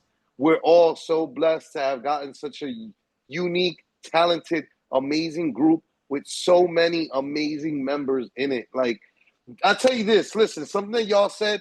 One of y'all said this earlier, but like, Bone Thugs was unique. But the thing about Bone Thugs is this: Migos is like a modern day version of Bone Thugs. They're a group that raps fast, harmonizes as well. You know what I mean? All these groups that go down in history as classic groups, they have a modern version of them. They have another group that kind of emulates them or is like them. No other group in rap music has ever touched what Wu-Tang did. It's like they touched the moon and nobody has ever been able to touch the moon again. You know what I mean? Nobody has ever put together 9 guys and fucking Wait. I don't mean to cut you, but Wu-Tang sparked it. They are definitely the first group. But I mean, they're 9, but we can't take away from Sons of Man and Killer Army. Oh my gosh. Absolutely not. But they don't even have 9. Each of those groups. No, they didn't need to have 9. There's like 5, 6s in each one, something like that. Listen to me though. But in that Wu era, with those 2 groups coming out, man, it was such a move. Just like Boot Camp Click, OGC, Smith and Wesson. You know, they had their thing. You know what I'm saying? Which was ultimately fire. This is what Wu-Tang, when they came out, it just wasn't them. It was a bunch of guards hopping out of everywhere. Boom, boom, boom, boom. Absolutely. Because of Killer Army is the reason why I felt it was okay for me to rap. There was an MC on there called PR Assassin. PR Assassin, also known as Dom Pacino. Dom Pacino, that's a factor. Without him, he was the first Spanish rapping. member of he was the first Spanish member of Wu-Tang, Puerto Rican member of Wu-Tang, and it definitely was one of those things that it was like a light that everybody shined. It really was. Like, we love Wu-Tang, and we was listening to the music, and we were fanboys, and we was already dressing like that with fatigues. And mind you, I was in Miami coming back from New York to Protect Your Neck. Yet, when Killer Army came out, it was like, wait, I can be one of y'all. You understand what I'm saying? Like, there's an Right. opening for us. Man, that opened the whole thing. This is why I'm Dirty Klansman today. Temp Chamber, Wu-Tang, Wu Mexico. Shout out Sage the Bad Weather. You know what I mean? Shout out Dungeon Master. Right. Yo, your context is super helpful. I'm listening to what you're saying. It's interesting to see like the back and forth, because my first thought was, I guess, like, even with all of the Wu affiliate stuff and whatnot, like Wu-Tang was still like I like a pedigree of global fame that is like untouched. Now Untouched. They are the original Avengers. And the new Avengers Yes. would be Sons of Man and Killer Army. You know what I mean? Like, that's the way the I thunder, see it. the Thunderbolts would be Killer Army, and then the new Avengers, which is Falcon's group, would be Sons of Man. You know what I mean? And they're both trying to fight for the title of Avengers. You know what I mean? But respectively, again, the same both way of them people groups feel have about had the classic Avengers. albums. Absolutely, that's a fact. classic albums. But the fact. thing is, nobody, again, what Wu-Tang did specifically, 9 members, as many classic albums as they did, individual members becoming stars within their own right. Nobody has ever touched. They didn't even touch the moon. They went and they touched, which is the furthest planet in our Pluto got kicked out of the Pluto's orbit. not a planet no more. It's not a planet no more. They touched Pluto. What? They went to the furthest. What, Pluto's not a planet no more? When It's that not happened? a planet no more. Yo, like science 10, be 15 science. years ago. Wait, whoa. Science be Wait, sciencing, when did I miss but, this? Like, it's been over 10 years. Like, for real, Pluto's Been not about a 10 planet. years. Yeah. Get the fuck. Pluto's not part of what? Our So solar they- system no more? What? No, it's that they There's redesignated changes. what a planet is, and Pluto, they tracked its behavior No longer and were applies. like, oh, say word, it's not actually a planet. It's doing its own thing, but it's not a planet. So, anyway, there's 8 planets now. There's not 9 Hold up. planets. It said it's doing its own thing. It's not a planet. Shit must be more than a planet if it's doing its own thing. Well, I don't remember They what don't they want us to- reclassified Yo, it to. nah, they don't want us to That's- go there. They want us to forget about Pluto. That's what it is. I They want us mean, to keep thinking about They Moon and Mars. science be sciencing, math be Science be mathing, bullshit. and Yeah, they- and they even changed the horoscope. Like, my birthday used to be the last day of being an Aries, April 19th, and all horoscope signs would end on a 19th date and of the month. And now it's like the 20th. So now Yeah, it's in the April 20th. Basically, Now Pluto April 20th is is too close Aries. to It don't other matter. shit. Yo, it don't matter what they do. I was still born 7:30. It doesn't matter. They can't do too much switching that date. That, yeah. So anyway, Rawhide's a really cool song. I like Really I like good. how Raekwon just Yeah. appears. Like, there's no like, like they're like, the way they do transitions is crazy.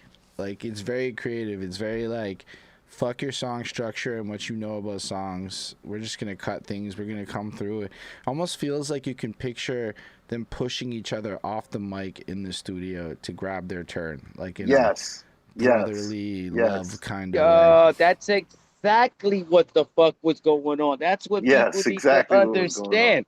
They was not a group. They're a bunch of people put together by the imagination of one man. That man is called the Resurrector. Yeah. Okay? That's valid. The And then RZA. I love the lines on this one. This is one of those songs where he just says such interesting shit. Like the whole, like, I'm not saying you're bound to catch AIDS or something. Not saying I got it, but if I got it, you got it. What? I'm like, what? I was like, okay. That's what you mean, but that was a slick ass line to say, if I got it, then you got it. Like what the fuck you talking about? Like, in the streets, that, when you cutting each other on the streets, you know what I'm saying? To me, that's how I took that little moment. I took it like, I mean, I got it. If I bitch. got it, you got it. So, because he likes to fuck And- raw is a big component. Hold so on. if I fucked Now, you, hold on now. Yeah, I agree with you on that. Yeah. Yeah, no, and then yeah, fuck your bitch, you fucking you got anyway, I love that. I also like the whole fucking I wanna see blood shit. Like I don't give a fuck if it's blood or period blood. I'm just like Blood. damn son. He's like, I'm just so fucking bored. Entertain me. Give me the fucking circuses and fucking Coliseum shit. I just need some chaos in my life. I'm like, damn, and you feel that from him. You feel it so much. This is such a cool song. And like Method Man and Raekwon do their thing too.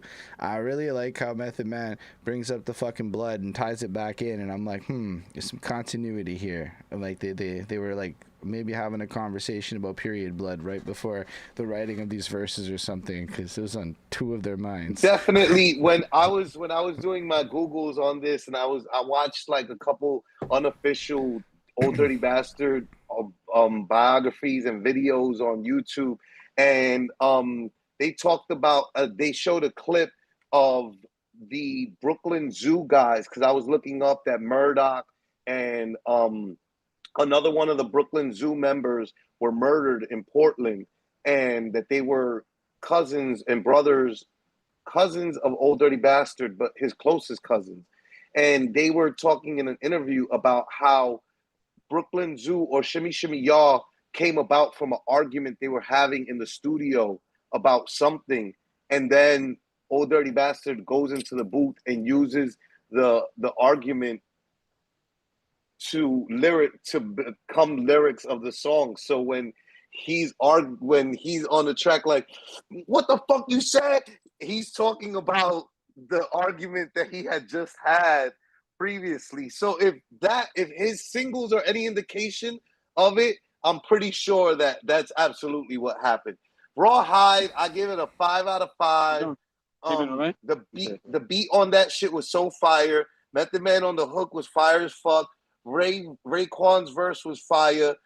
Met's verse was flames. Wicked women putting period blood in stew. Isn't that witch's brew? Like that goes to something that Panic can talk about, same as I can talk about, which is something that we experienced in New York City growing up in Puerto Rican households, same as you would get beads to protect you. That was Santeria shit. And Santeria shit also teaches women to put their period blood in stew to make a man fall in love with you. And do things like that. But it's not just from Santeria. Santeria, or I should say Santeria is not just limited to Puerto Ricans. This is also Haitian voodoo. This is also just Caribbean island upbringing before we were imposed colonialism and Catholicism. Before those things came about, these were practices that we were practicing, practices that our people practice. It's not limited to just Latinos. It's Black people. It's all of our cultures before white people and colonialism. So yeah, I just thought that was fire. 5 out of 5. One of my favorite tracks on the album, produced by RZA. RZA, this is when RZA was on fire, on absolute fire with his production. Just unbelievable. Let's go on to the next track, Damage. Or we're going to be here for hours on end. We're going to be here until 8 p.m. Panama. Ask him how he gets so dark. The nigga said, son, Panama. Panama. So fast, he made me laugh. Ha ha ha ha ha. Then I scared his ass. Kicked 100 strongest rhymes. I brought out the pump and I'm caught him with a strong 5 deadly venom. Deadly venom. To the Wu-Tang. Witness the challenge. Look how he kills this right now. And watch your ass take a big fall. Why? My name Sauce is like a friendly game of stickball. And as you step with the Batman, I play the Riddler. Try to do me for a round and I change the Hitler. That's definitely the same verse from the freestyle. It definitely is. And it's an in and out with Jizza on Snakes. This is why I said, see the creativity? How, yeah. You know what I mean? It's crazy. He probably wrote that in mind with two people. You know what I'm saying? And then was like, you know what? Yo, Jizza, you got to do this with me. Right. Honestly, I think it's so interesting because, like I said at the very beginning, like, I spent my whole life, especially like with the underground hip hop people I know who are mostly Montrealers / other Canadians, and often whiter, in terms of ethnic background and cultural experiences. And everybody's so against reusing shit. But everybody praises the Wu-Tang like the greatest shit ever, which valid. But then within the Wu-Tang, you're finding something like this, which is repetitive use of verses, but done stylistically differently. Like each delivery is unique to the beat and the experience of the song. So it's not lazy, it's just different. But it also Oh no, wait a second. That verse right there, I don't mean to cut you. That little scene in the high school that they're all spitting verses, all of them had just been signed. Those were verses that they were spitting, they were going to albums. This is why they was doing that. This is why, if you listen, Busta Rhymes' verse is a song. Method Man's verse there is a song. So is Oh Dirty Bastard. If you go look at stuff with DMX and Jay-Z, those were stuff from songs that came out. So those, don't ever forget, you got songs in your pad right now that you can spit some shit right now with us in the cypher. 10 years from now, it becomes a hit song. In 10 years, 20 years from now, we talking about it like this. It's not a repetitive thing. If It you're was something great. that was pre-written. Exactly. It was something that was pre-written and destined, I really you know? appreciate that distinction, because that's kind of where I was going with it. It's just like our understanding of it is so shallow compared to the actual what was happening. Like even to this day, I know people that will criticize a freestyle unless it's some completely off the dome experience. Right. And like so like you just, so it's like when you hear all this stuff, it's like it just challenges a lot of, I guess, the things people I know really believe as the purest hip hop that's out there, despite the fact that what they hold up defies their own belief system if they were to really listen to it.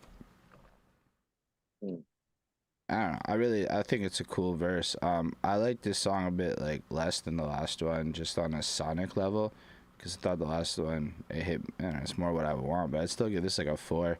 From a delivery and lyrics point, it's so interesting. Again, like everything that ODB does is just some like cinematic instrumental stuff, and it's cool to have him bounce off of Jizza because it's just so back and forth, and like kind of the way that Redman and Method Man do later on, that is like really like cool.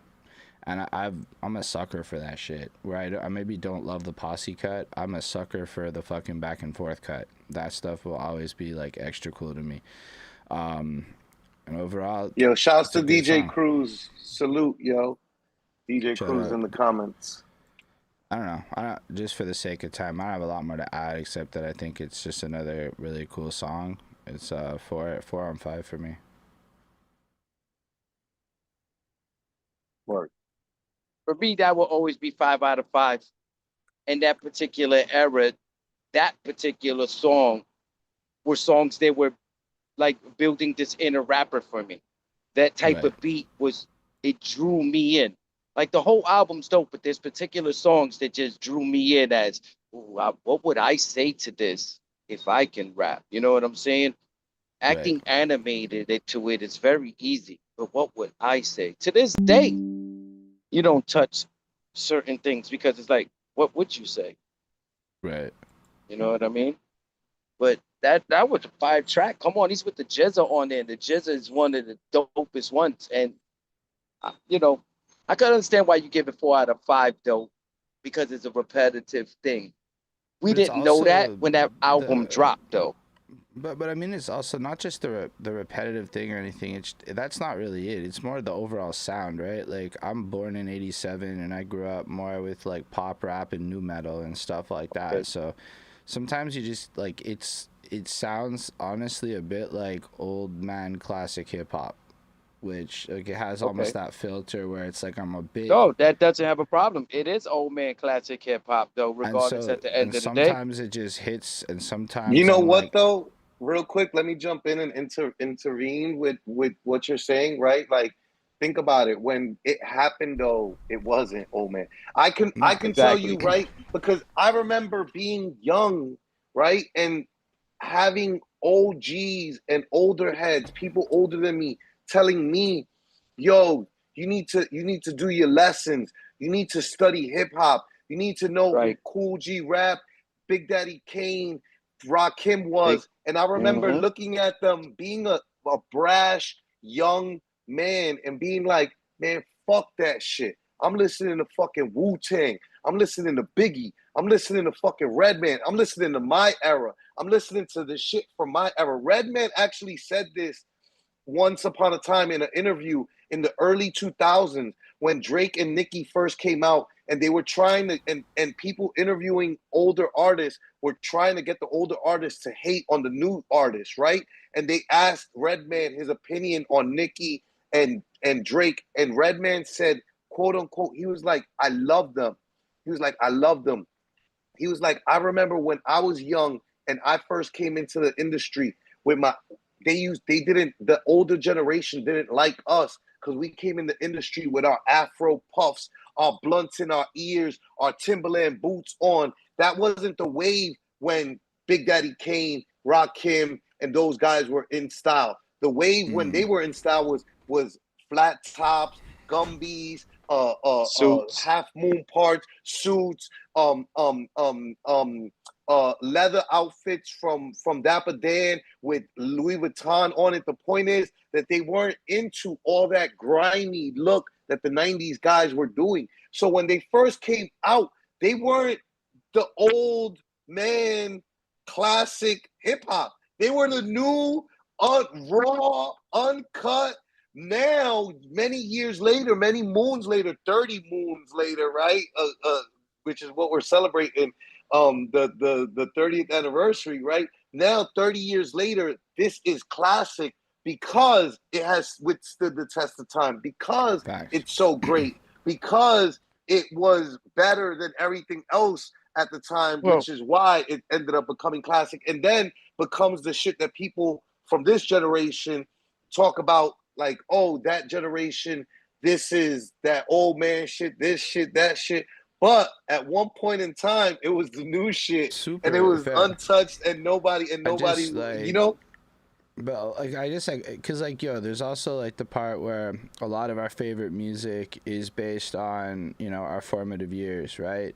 So for me, that 2000s like G Unit, Eminem sound, and like that whole era is what I came into music on. So when I go back to the 90s, there's always like, there's songs I love, but the average sound is just not my like go-to preference. So it's not really about is it good or bad. It's more like flavors of chips and shit. Sometimes you like some more than others. And so you're Canadian, so you're gonna like an all-dressed potato chip. I love all dressed. What are we talking about? I can understand. Of course you love all dressed. Listen, I could understand that's why, all like, of to that. me, like a 4 is like a really good song. Like there's nothing wrong it's with a great the song. It's just, I'm not criticizing your score. Yo, Holden, let me tell you something. I am a huge advocate for everybody's opinions having a right to exist. Even somebody who look, this is your first time ever sitting with this album. If you were to be giving all these songs a 1 or a 2 or a 0, I would still fight for your right to have the opinion that you are allowed to have these opinions. You know what I mean? Yeah. Like, so even a 4 is like, yo, that's a great score, bro. Great score. Yeah. I'm just saying, you know what I mean? Like when we're talking about this stuff, it being classic, it being what ended up becoming the norm, it wasn't the norm initially. But it goes to show you how great these guys were, that they became the norm because they withstood the test of time, and they withstood the copycats and the wannabes, and they became the norm because of their greatness. You know what I'm saying? They are the originators, regardless. They are the originators, the gods. And yo, hopefully one of these days we get to be the goats of our eras. Hopefully, you know what I mean? People wish that they get to have these type of problems. You know what I mean? Like it's great to be great, you know? Right. Yeah, so he wasn't entertainer is what we have to really put into focus. No, they weren't. Okay, no, I'm talking about Old Dirty Bastard. He was. Word. Yeah. He was an entertainer.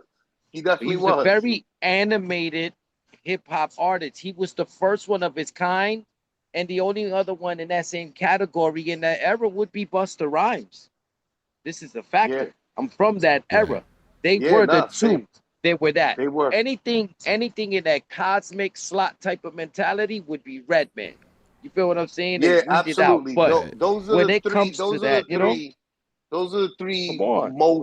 most unique. They That's all why. three of them are orthodox MCs from that era. Don't That's mean why to Busta Rhymes had the Woo Ha remix, his first major single ever. The remix to it had Old Dirty Bastard on Dirty it Bastard. because That's right. they were to each other the way Method Man and Redman were to each other. Yes. They Yeah. were the And other side of each one's coin. that's right. You know, That's right. That's they right. were the brother in arms. Let's move on. Let's They were move like on. they were like the I was Joker like, and the we'll I think be we Riddler. still got like We'll more than be- half the album. Yeah, no, left. we got more We than gotta half go the a album little left, and we're quicker. already an hour and a Gotta half go a little quicker. in. We're gonna Go a go little through quicker. two of these back to back quicker right now. All right, Yeah, don't yeah. you know? So don't you know? Friends here quietly, I want him. Took out my books to write my notes in my class, but I kept sanitizing my dick in that ass, so I turned around to arrange a date. Swinging episode, baby, in other words, gotta say. She popped the gum, cold twist the cup. I said, baby, how you feel? She said, sure. Then I said, So I want to just understand if I understand what the fuck happened here. So he's in school and he's with this girl he want to fuck, and then the teacher rapes him. That I'm just trying to see if that's what happens in his song. Because if I'm just boiling it down, that whole first verse, he's feeling it. Then Killer Preach does his verse, which I feel like is outside the story of ODB's imagination, and then it comes right back in, and it's like the whole scene is changed. And I'm like 100% certain that he says no, don't proceed, and then she proceeds anyway. And that sounds like ODB got sexually assaulted on his own album. And I don't think Possibly. I've ever really heard a rapper spit some shit like that. And I don't think he was even fully aware, because I don't think anyone was, because Me Too and all that hadn't happened, and we hadn't had open conversations about this shit. So I just think he put that shit like a memory, like that shit happened to him. And that was crazy to listen to. Like, I mean, it's a cool story, but like, I was like, damn, that teacher raped him in this song, and I just that's the big main takeaway. I mean, got from listen, this shit, which is I'm also laughing, wildly unique and creative and original, Absolutely. and nobody else is to this day. I've never heard it. Let me kick some knowledge to you, Holden. Right, so that you're absolutely right. This is what happened. Many young Black and Latin men from our era will attest to the fact that this is a common thing in our communities growing up back in those days. Charlemagne, once upon a time, talked about it. His first sexual encounter was with an older woman, and we back in those days were encouraged into thinking from men older than us, the generation prior to us, that this was a cool thing, that this was the wave, that this was it showed your sexual prowess, your manhood. It was correlated to a lot of things that now that we're in a different era and educated in a different way, we realize is not healthy, and it's not the like wave, and it's not the cool thing, and it's not, and it is, thanks to being informed. Look, I got beat incessantly by my parents, and it's not a healthy thing to do. At the same time, I still stand by the fact that I kind of deserved a lot of my beatings, and I was a fucking bad kid. I was really, really bad, and I was unfucking ruly, and I needed some disciplining. Did I need to get beaten with a fucking cable wire when my mom found black and white porn magazines when I was fucking 13? Probably not. You know what I mean? She was probably a little too religious, and religious punishments were different back then. The point that I'm really trying to get to is that we learn from back in the days. We learn, we grow. Bag. I don't think that Old Dirty Bastard would realize this. I don't think that there's also anything wrong with him right? Like he just told us a story. It could be a true story. It could be a made up story. I believe it's probably a true story. And again, right, like this would happen to us in our communities with women that probably were a little bit less. If you're a woman who's looking to, as a grown woman in her 30s, have sex with a 12, 11, 13-year-old boy, something's probably wrong with you. You know what I mean? Charlemagne talks about that's why he doesn't like cigarettes, because the woman that took advantage of him when he was young was a cigarette smoker. And he hates cigarettes now because of that, right? Like he pictures that encounter and the smell of cigarettes, and he's forever deterred off cigarettes because of that. Right. Yeah, man. Crazy story, like crazy a song. 4. Yeah, I give it a 5. Killer Priest, also something I want to highlight is I'm not the hugest fan of Killer Priest, but Killer Priest was on fire this album. Every feature that he featured on this Old Dirty Bastard album was probably some of his best work ever, man. Like Killer Priest was really on fire on this album. And I do take that to be like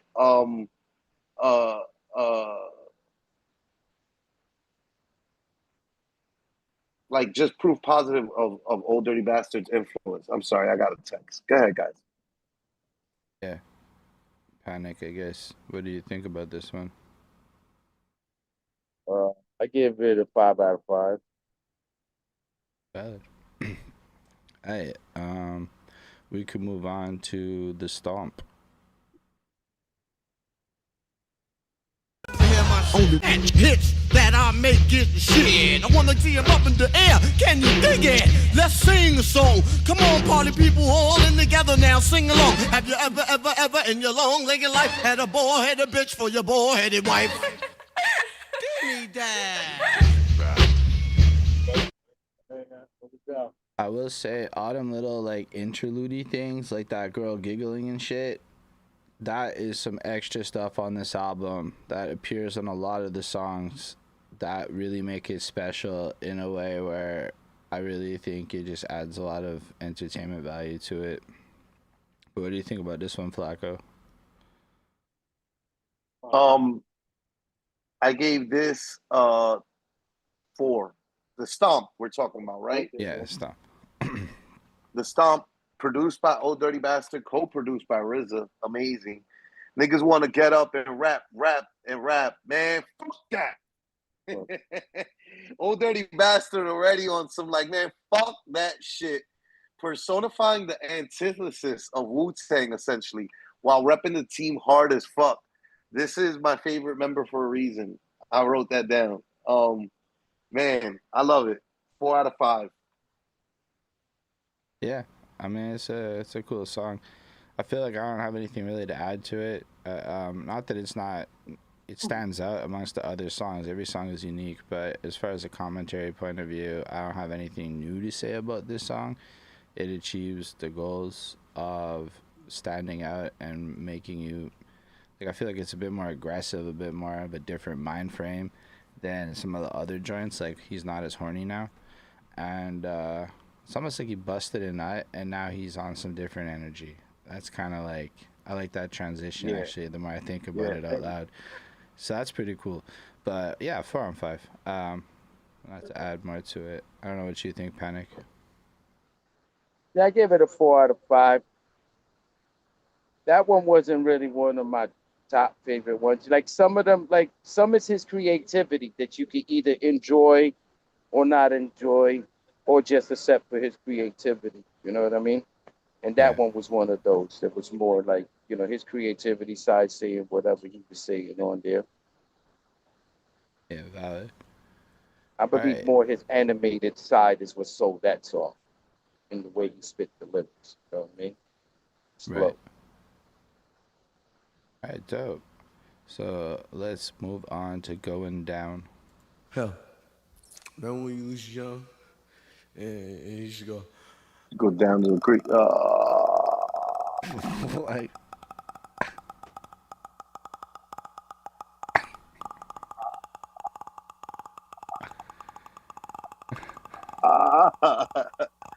Yo, I'm just like, this is the part of the song I have to get played. Let's go. No, remember when you? Still been fly, so help me Y'all God. get high and y'all get drunk and y'all come miles around to see old dirty bastard perform. I like the motherfucker. I didn't even know what to think the first time I heard that. I didn't know What, what that to skit? think.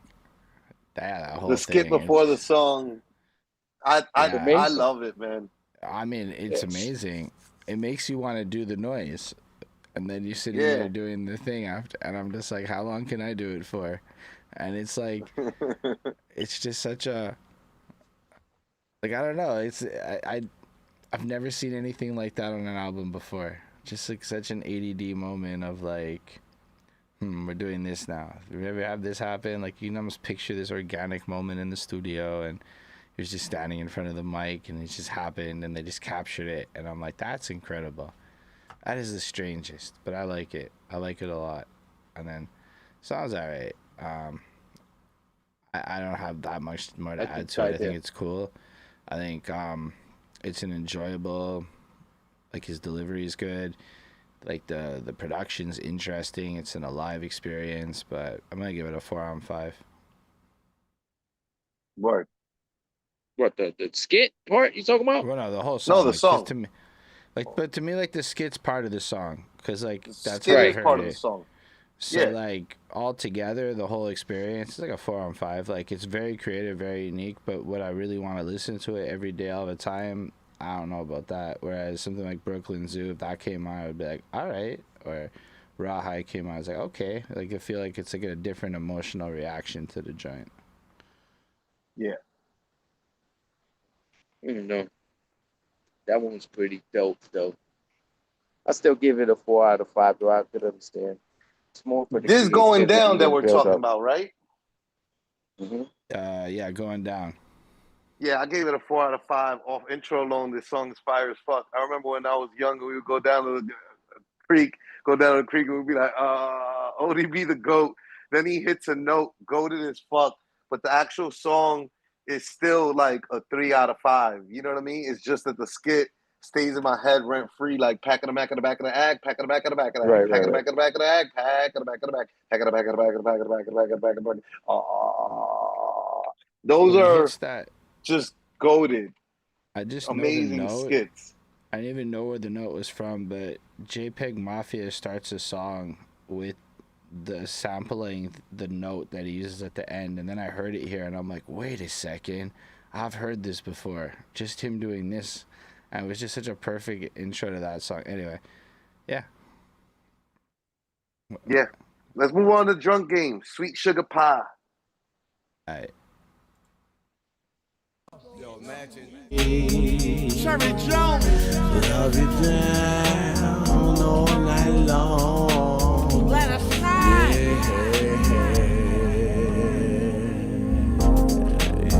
Yeah, Ready to down. all night long. Oh, Billy Jackson. Yeah, all night long, girl. Sure. Drunk Game, Sweet Sugar Pie, produced by Old Dirty Bastard, co-produced by Ethan Ryman, who's the engineer. I think that Ethan Ryman probably produced the actual track. Old Dirty Bastard told him what to do. Again, right? I love it off the singing alone, but it did truly need better production on it, I feel. I wish RZA produced this. I wish he would have let Old Dirty Bastard tell him what to do, and RZA would have done it. I give it a 3 out of 5. Lowest score I give any song on the album. But even then, it still has great qualities to it. It's just, not my favorite track. I agree. Yeah. Creative, What I very was- creative. Very creative. What's also interesting is anyone else, from my understanding, would have had to feature an R&B singer to pull this off. And then he just didn't need to do that. He could just sing that good. So he just came on and did it himself. And it feels like It's creative. like really cool on this album because you just don't really expect it, and then it just hits you like, wait a second, we're in a completely other genre now. But it still fits perfectly because he's still delivering it like himself, and it keeps that continuity. But I think this song is definitely one of those ones that proves his versatility and command of music in a way where the other ones maybe are more samey, which I Right. really like. I think on the album it's like a 4 because of that, but like it is possibly my least favorite song on the album still because I would never listen to this, to be honest with you. Right. But I respect it. I think it's really cool. Let's get I, to the thing that I keep on mentioning. Track number whatever, oh, Snakes. Press play, Snakes. Holden. I will hit play. First of all, the skit Number two, opening is great. practice the snake style. Big style. He was known as the snake spirit. He had the speed of a snake.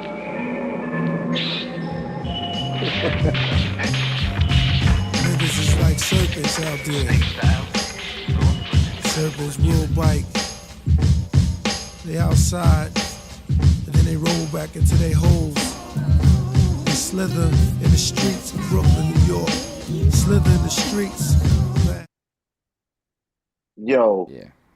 produced by RZA, featuring RZA, Master Killer, Killer Priest, Buddha Monk. Boy, RZA tore this motherfucking beat the fuck up. And again, Killer Priest is on fire on this album. It broke me up when they pat me on the shoulder, said stay strong cause his life is now over. We was in the hallway all day, me, Steve, and Little Ray.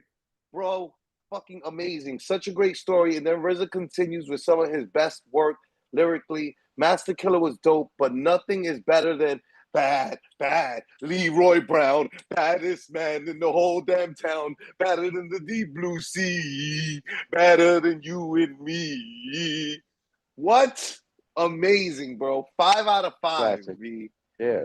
I know you're not a crew track lover, Holden, but this No, one this is song is one of really my cool. favorites, man. I've always like when I first discovered listening to Wu, Killer Priest was the one that I felt myself easiest to gravitate towards, and I think he's just got such a Wow, cool that's delivery. interesting.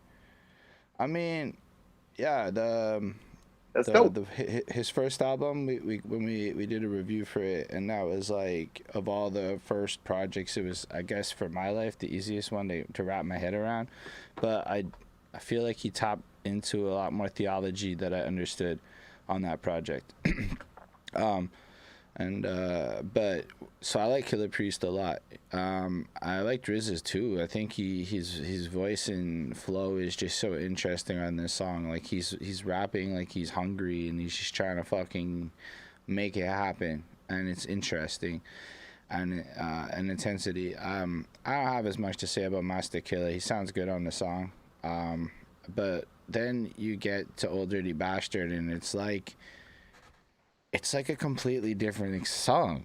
It just changes. It's just so like everyone else is similar-y, right? Like they all kind of like were like, it's like if there was like a costume party and like 3 of them showed up as Fantastic Four members, and you can check out the review we just did last Monday on our very channel here for the First Steps movie. A little plug. And then he showed up as like one of the X-Men or something and just came into something completely different, and it works. But it's like that. I'm like, it's like all of it, like the way he delivers his lyrics, like it's just like, but it's not bad. It's just like, what happened? And It's different. And you know what it does is it elevates the song like a bridge, or something like that, because it doesn't ever hit that point of repetitiveness where often the 4th verse or the 5th verse, like on that other crew track that's coming up, that one has a lot of sameness, and it's like, all right. So a little foreshadowing there on how I feel. But because he comes in with this very interesting, like, better than the Deep Blue Sea, I didn't even know the Deep Blue Sea was bad before. Like, I don't know. It just elevated the song, and it gives you, like, something to look forward to as you're going through it. And I really think it's a 4.5, maybe a 5. It's one of the better songs on the album for sure. Yeah, Word. I guess I was the last one. Yeah. Let's move on to Brooklyn Zoo 2, Tiger Crane. 1 2 1 2. Yo, Johnny. Yeah. Come on. I'll grab the mic and I'll damage you. What's the whole stamina? Here goes the medical examiner. One burst and you're out of the count. Bring the ammonia, make sure he slipped the right amount. Break you up and then the action. How do you pretend this? Come on, can You remember? You shouldn't bother this. Leave me alone like a son. Don't be fatherless. I got the And it's the same verse again. Yeah, this I definitely, even in that era, I personally like the first one more than that one. That at the end of the day, he allowed me just to judge one same song. There's a slow version, and to be honest, the slower version probably fits better for this precise era, if we want to be specific. The original fit for my era. See, my era was like everybody was on cocaine. We was on ping. This era, everybody's on slow down. You know what I'm saying? So that's why the music hits differently, let's just say. But that definitely was not one of my favorites. This I'm song just being honest. is super long. Also, Yeah. and it's a lot of things. It's like an ADD trip listening to this shit because it's just like it made me think of that Drake and Travis Scott song and how it like chops up a few times and like flips around and is like a different experience, but like a really grimy version of that, and then Ghostface Killer shows up and drops this like incredible verse out of nowhere, and you're just not expecting it at all. That's what I love about the Ghostface Killer is features. the only reason for me why I like that, because to me it was a rebuttal verse. Word. How do you mean? True.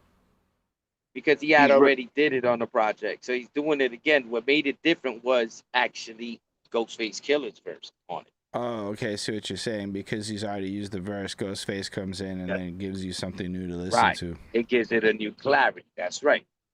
Right. I like the way Ghostface Killer rides it. It's pretty fun. And then you get, like, it chops up, and then all of a sudden, it's Old Dirty Bastard. I like the beat switches up. It kind of makes it feel cool. And then he's on stage, and he's just ranting at the crowd for, like, 3 minutes. And I feel like the crowd loved it. I don't know. Like, I get the feeling it was a good time. It's the energy, right? It's the energy, the entertainment side.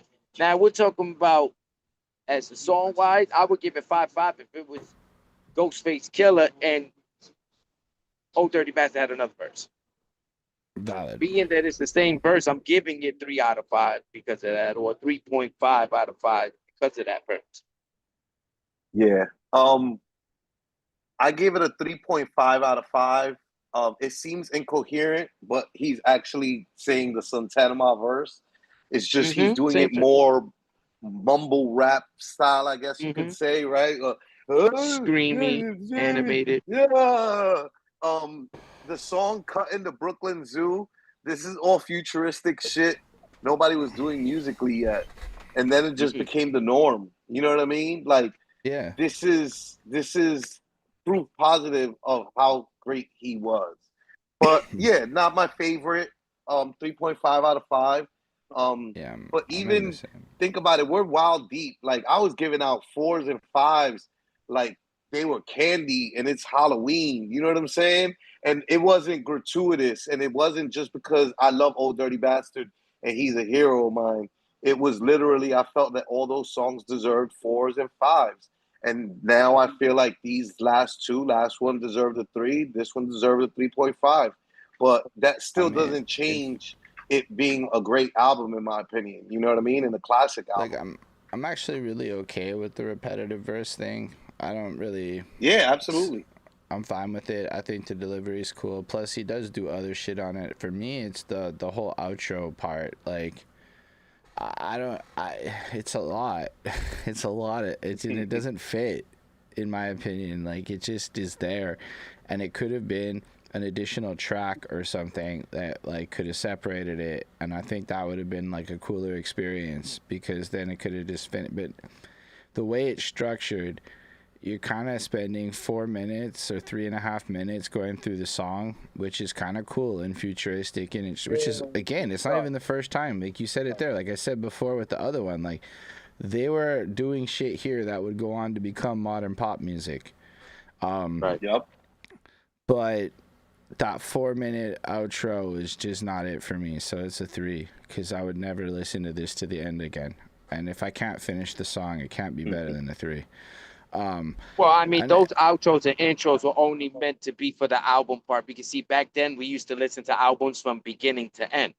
So all of that was filler stuff for you to be entertained with, to be honest. I totally appreciate the intention, and I am old enough to have bought CDs and done the album A to Z thing, but I still would have skipped through it. Maybe not on a tape because I think you damage tapes faster. But with the we CD all skipped through it after the first time, though. Trust me, it's not like we did it. I'm not gonna sit here and act like we skipped through the shit. Come on, bro.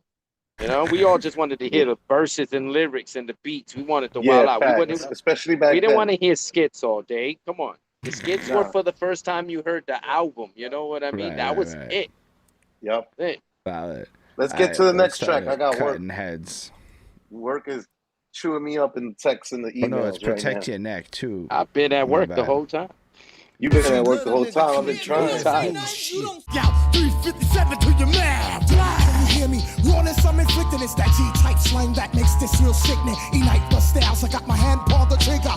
This shit is 10 out of 10. Yo, straight out the lava bottom, hellfire's a known mental killer. Born thriller, assassin, a terror. A hot, bloody, fatal mixture of carbon and water. Crazy they bodied this shit. Shorty shit stains on this. You wowing. This is cause what? This song right here is that bang your head against the wall music. Yeah, yo. Agreed. I give this a 4 out of 5. Produced by RZA, featuring Buddha Monk, Prodigal Son, Killer Priest, Zookeeper, Murdoch, 12 O'Clock, Shorty Shit Stain, and 60-Second Assassin. People don't realize, really, right? Because they see all those names and they don't realize that this is a crew battle. This is a battle between Sons of Man and Brooklyn Zoo, Old Dirty Bastards team.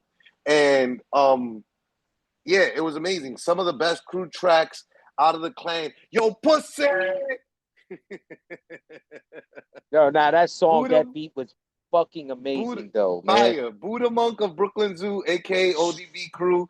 Prodigal Son of Sons of Man follows up. Then another quick 4 to 6 bars from Murdoch of Brooklyn Zoo. Notice that all of the Brooklyn Zoo guys are doing short, like 4 6-bar verses.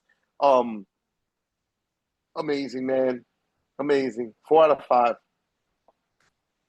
I give it 10 out of 10.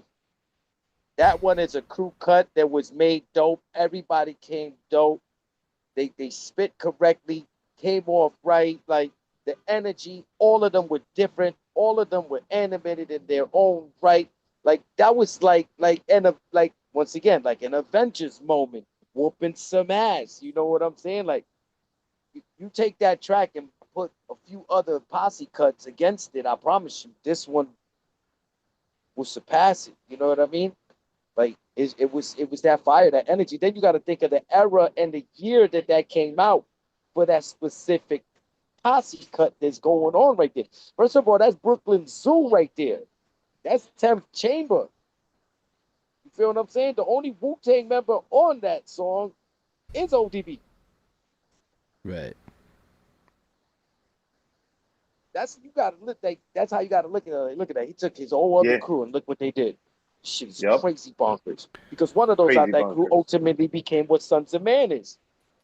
You know what I'm saying? Then you got 12 O'Clock. 60-Second Assassin is one of the illest. All of them were? Yeah, no. Killer Priest, Prodigal Son, let me see. 12 O'Clock. 60-Second Assassin. These are all members of Sons of Man. Sons of Man, right? Yeah, yeah.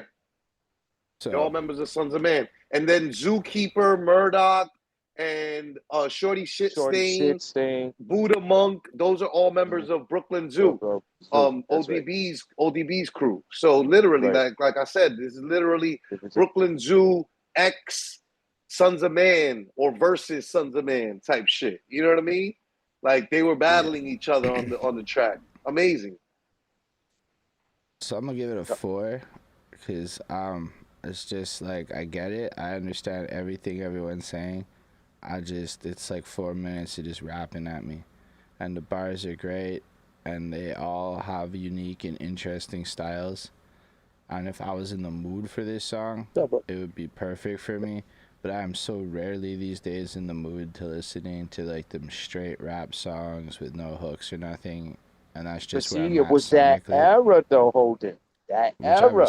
That's why respect. this era don't make those posse cuts, because their 30-second attention spans don't last too long for that. It's it's not even necessarily that. It's I really like a good hook, And if I'm gonna be listening to a song, I just really like, you could make it a 9-minute song with a couple of hooks, and I would listen to the whole thing. But when it's just back to back I to could back respect like that, I I just like, that. I never came from the culture, the era, and even across the board, it's almost always one of my least favorite songs on the project is this style posse cut. So I don't dislike it. I think it's actually one of the better ones I've heard. And as you said, I've heard a lot of the posse cuts you're talking about putting it up against, and most of them are wild mid. And this one is not mid. That's what I'm saying. It's a 4.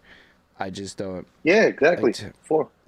I'm not mad at you, man. Like Go my ahead. favorite. No, not at all. And I also again, everybody got their own opinion. It's just also different something eras, to something to know, Panic, is that like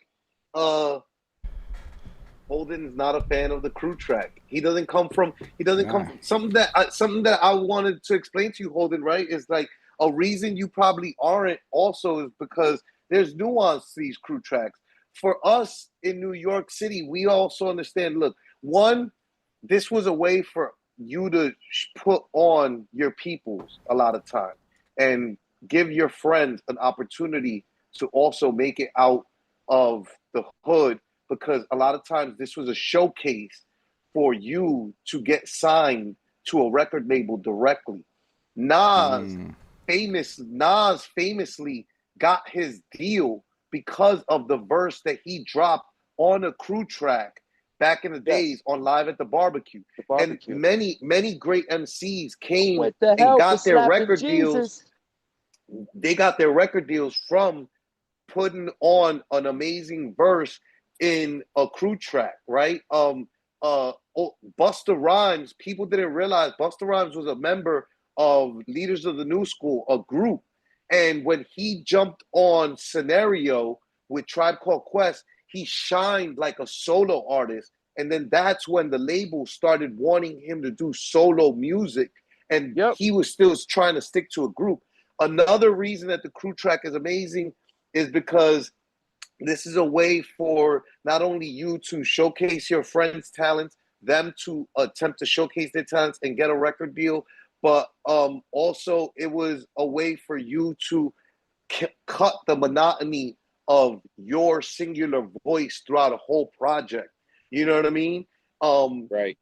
And so there was many factors that equated to crew tracks. You know what I mean? And us as New Yorkers and fans, this was a way for us to be up on the next group, the next wave, the next one up in the culture. So, there was a lot of reasons that but also, to people not from New York, that's a lot of nuance to fucking, you know what I mean? Figure out on your own. So to not be a huge fan of it is also like totally understandable. You know what I mean? Totally understandable. I would say posse cuts really, I would say, derive around the fact that in New York City, there's not a single person that can say they are not from some sort of posse, bro. Right. I'm sorry. Everybody's been part of a 4, 5, 6 man, 8 man crew, bro. I don't care. I'm 48 years old.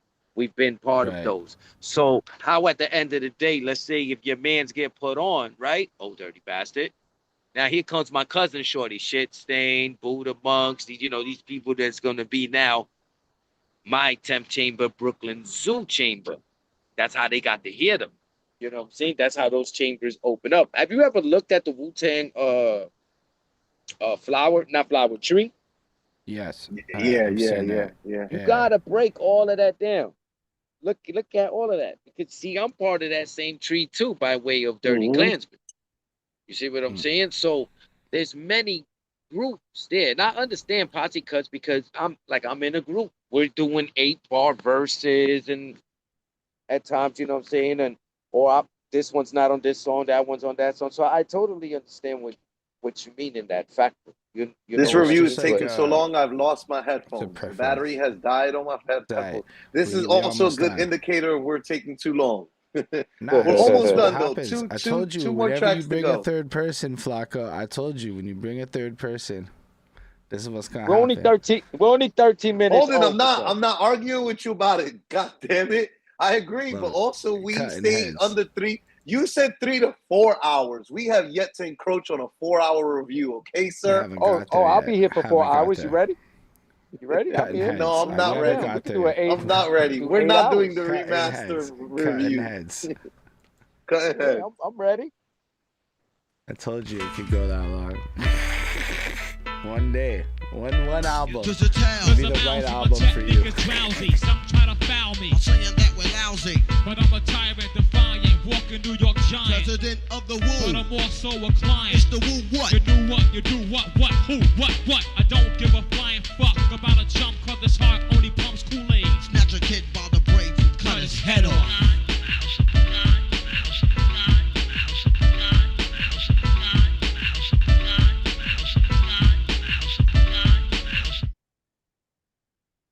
What do you think, Flacco? 3.5 out of 5. It's not my favorite, but I do still love it. I love the sample on the hook on it, and it's got wild lo-fi vibes. Like tracks like this are what essentially became the building blocks for what lo-fi music is considered nowadays. Featuring RZA, produced by RZA, I love it, man. For real. It's just that compared to some of the other tracks like Rawhide, it's not touching it. You know what I mean? But 3.5 out of 5 is still a great score. It's more than half of the 5.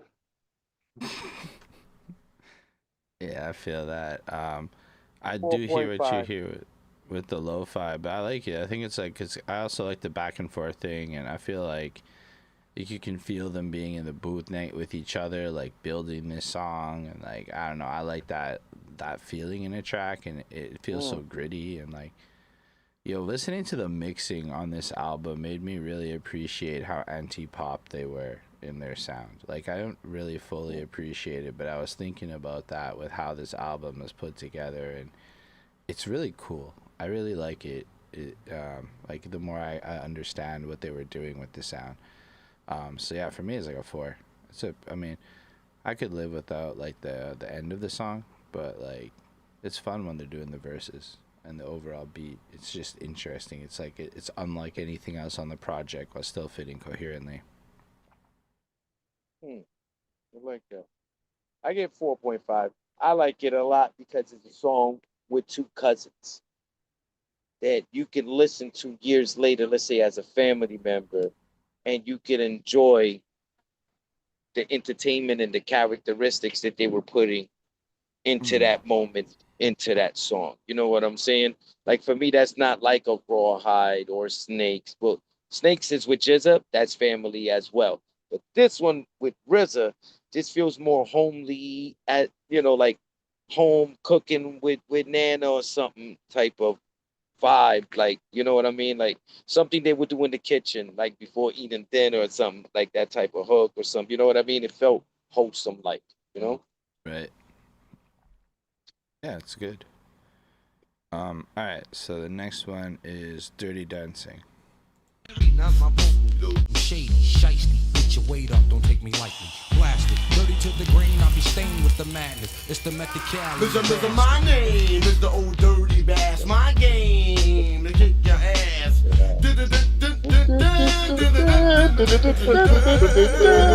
Relax, take an X like some shitting on the industry that was frontin', now they messy. Everybody else is getting. I like this one a lot. Come on. This is listen. He did something nobody did. He did his own fucking sound effect instead of rapping right there. Yeah, this has a fun vibe. I feel like these two together really amazing. shine. Like they shine. Like Method Man is just so smooth, and Old Dirty Bastard is just so over the top, and it's like a yin and a yang put together on this joint. But I think it's a 5. I'd give this one a 5. I really like this. Yeah, without a doubt. This is super animated. Give this a, let me see what I got written here. Dirty Dancing, produced by RZA, featuring Method Man. I said, yeah, oh, man, I love this shit, bro. 5 out of fucking 5. This is one of my fucking favorites. Again, just this track is just so fucking good. Meth and Old Dirty Bastard always had such a great synergy together, and it's probably because the same reason that me and Jesse are a really good mix as a duo. It's the same reason all great duos are a great duo, right? You don't want to have.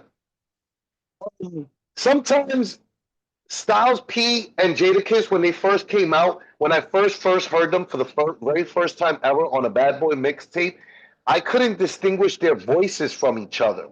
Later on, years later, it's amazing hearing them go back and forth, like you talk about, Holden, right? On songs like We Gon' Make It, the greatness of Styles and Jadakiss is undeniable. But when you first come across them, I couldn't distinguish their voices from each other. But then Sheik Luch's voice stood out amongst those two voices because it was so distinctive.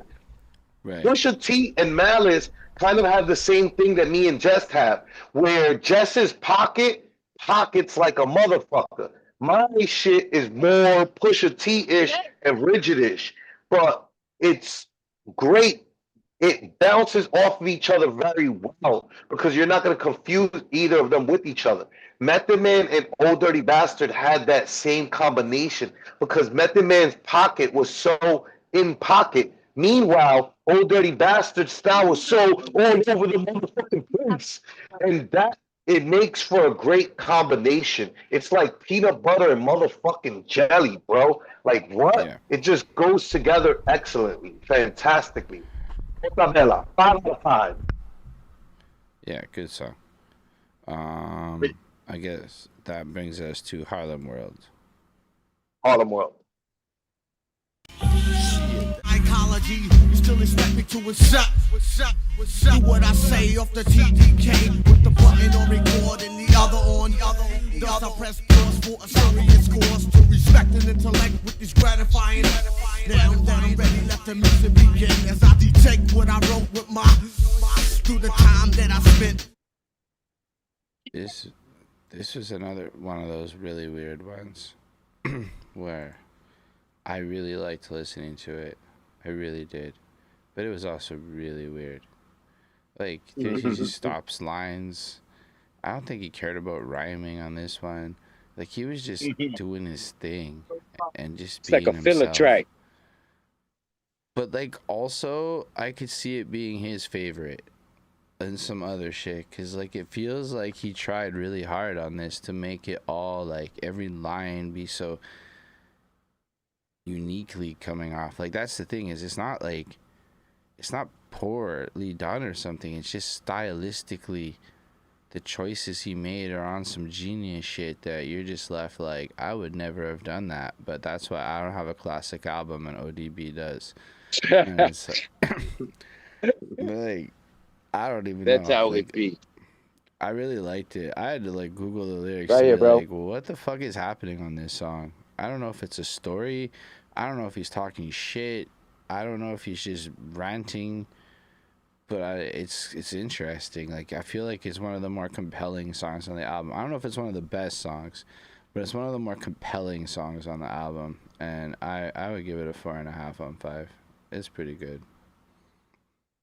It's different. It's a song to listen to while being weeded. I still give it a 4 out of 5. Like I said, it's interesting. It's a weird song. It's Old Dirty Bastard. That's what it is. Right. Yeah. You know, like that's who he is. Yeah. I gave this track a 3.5 out of 5. It was definitely cool track. Maybe it should have ended with the last track, Dirty Dancing. Hard to argue with a genius though. That's what I wrote down. You know what I mean? Again, same sentiment, Holden. That what you were saying. You know, who the fuck am I? Like, we have a classic album here that we sat through for the last 2.5 hours and have heaped between the three of us, which are coming from three totally different standpoints. Panic, Eddie Hispanic is literally a part of the Wu-Tang tree. I'm from New York. We weren't friends back then, me and Panic, right? I'm a couple years younger than him. Still just a different perspective. You're coming from Montreal, different perspective, and yet and still, between the three of us, we still have heaped maybe about 85% to 90% praise on this album. It's hard to argue with fucking genius, bro. Like, I'm not gonna sit here and argue with when we reviewed Fleetwood Mac. I sat here and I criticized them as a group for not initially seeing the greatness of Stevie Nicks and just letting her shine. And I wondered what the fuck they were thinking as a group. I don't have that criticism here. And it's kind of hard to criticize anything on this album too much when I love so much of it and so much of it is still unique 30 years fucking later, bro. You know what I mean? Like, yo, overall, the debut album of the soul of Wu-Tang Clan and a very special person and artist. I give this album a 5 out of 5. Fuck the individual scores. Even at the 3 point, even the 2 or 3 tracks that I don't like, I still give this a 5 overall. It's just amazing. It's excellent. Yeah, for me, it's a 4.5. Like, I wouldn't call it a perfect album. I don't really know yet what that is. I'm sure we'll come across some that are just like, this is perfect. But it is 100% a classic. It is 100% an album that I feel like if you want to make music, you should listen to. Like, this should be like assigned listening when you're doing your Googles. But I think a lot of people, when they do their Googles, will overlook this album because it's pretty easy to overlook it once you start getting into the large plethora of albums out there. A lot of people can't hear the art in it. But, like, if you're really studying the music side of it, he's showing you that you can kind of do what you want in a very authentic way. And I think that's a powerful lesson because a lot of artists are very talented but very boring. And ODB is neither. He's just talented and interesting. Even the stuff that you don't like is interesting. There's no part of this album where you're bored. You might not like it, but you're not bored. And that's, I think, a really Old Dirty Bastard. rare accomplishment as far as albums goes. Yeah, that's yo. I say. I think we leave it there. Yeah. Eddie Hispanic, thank you for participating in this with us. Thank you for lending some of your inside knowledge. Every thought that you had is a blessing. We appreciate you participating with us. Take it away, Holden. Yeah, so thank y'all for coming through and watching. We'll be back soon with the next review. We might not be back on Monday. We're going to figure out life and when the schedules allow, etc. But appreciate y'all for coming through and watching with us. We are keeping these reviews coming. We've got a full roster of other stuff, including, because, there was a lot of Wu that dropped in 95, so there's going to be a lot of Wu 95 was a special year for Wu-Tang. Yeah. So the chamber, yes. we'll be back soon with more movies, more albums, and more content. We even starting to talk about how we're gonna be heading out to New York to get new interviews filmed. So there's gonna be a lot of cool shit happening, and we'll catch you soon. So appreciate you being here with us. Thank you again, and live long and prosper, everyone.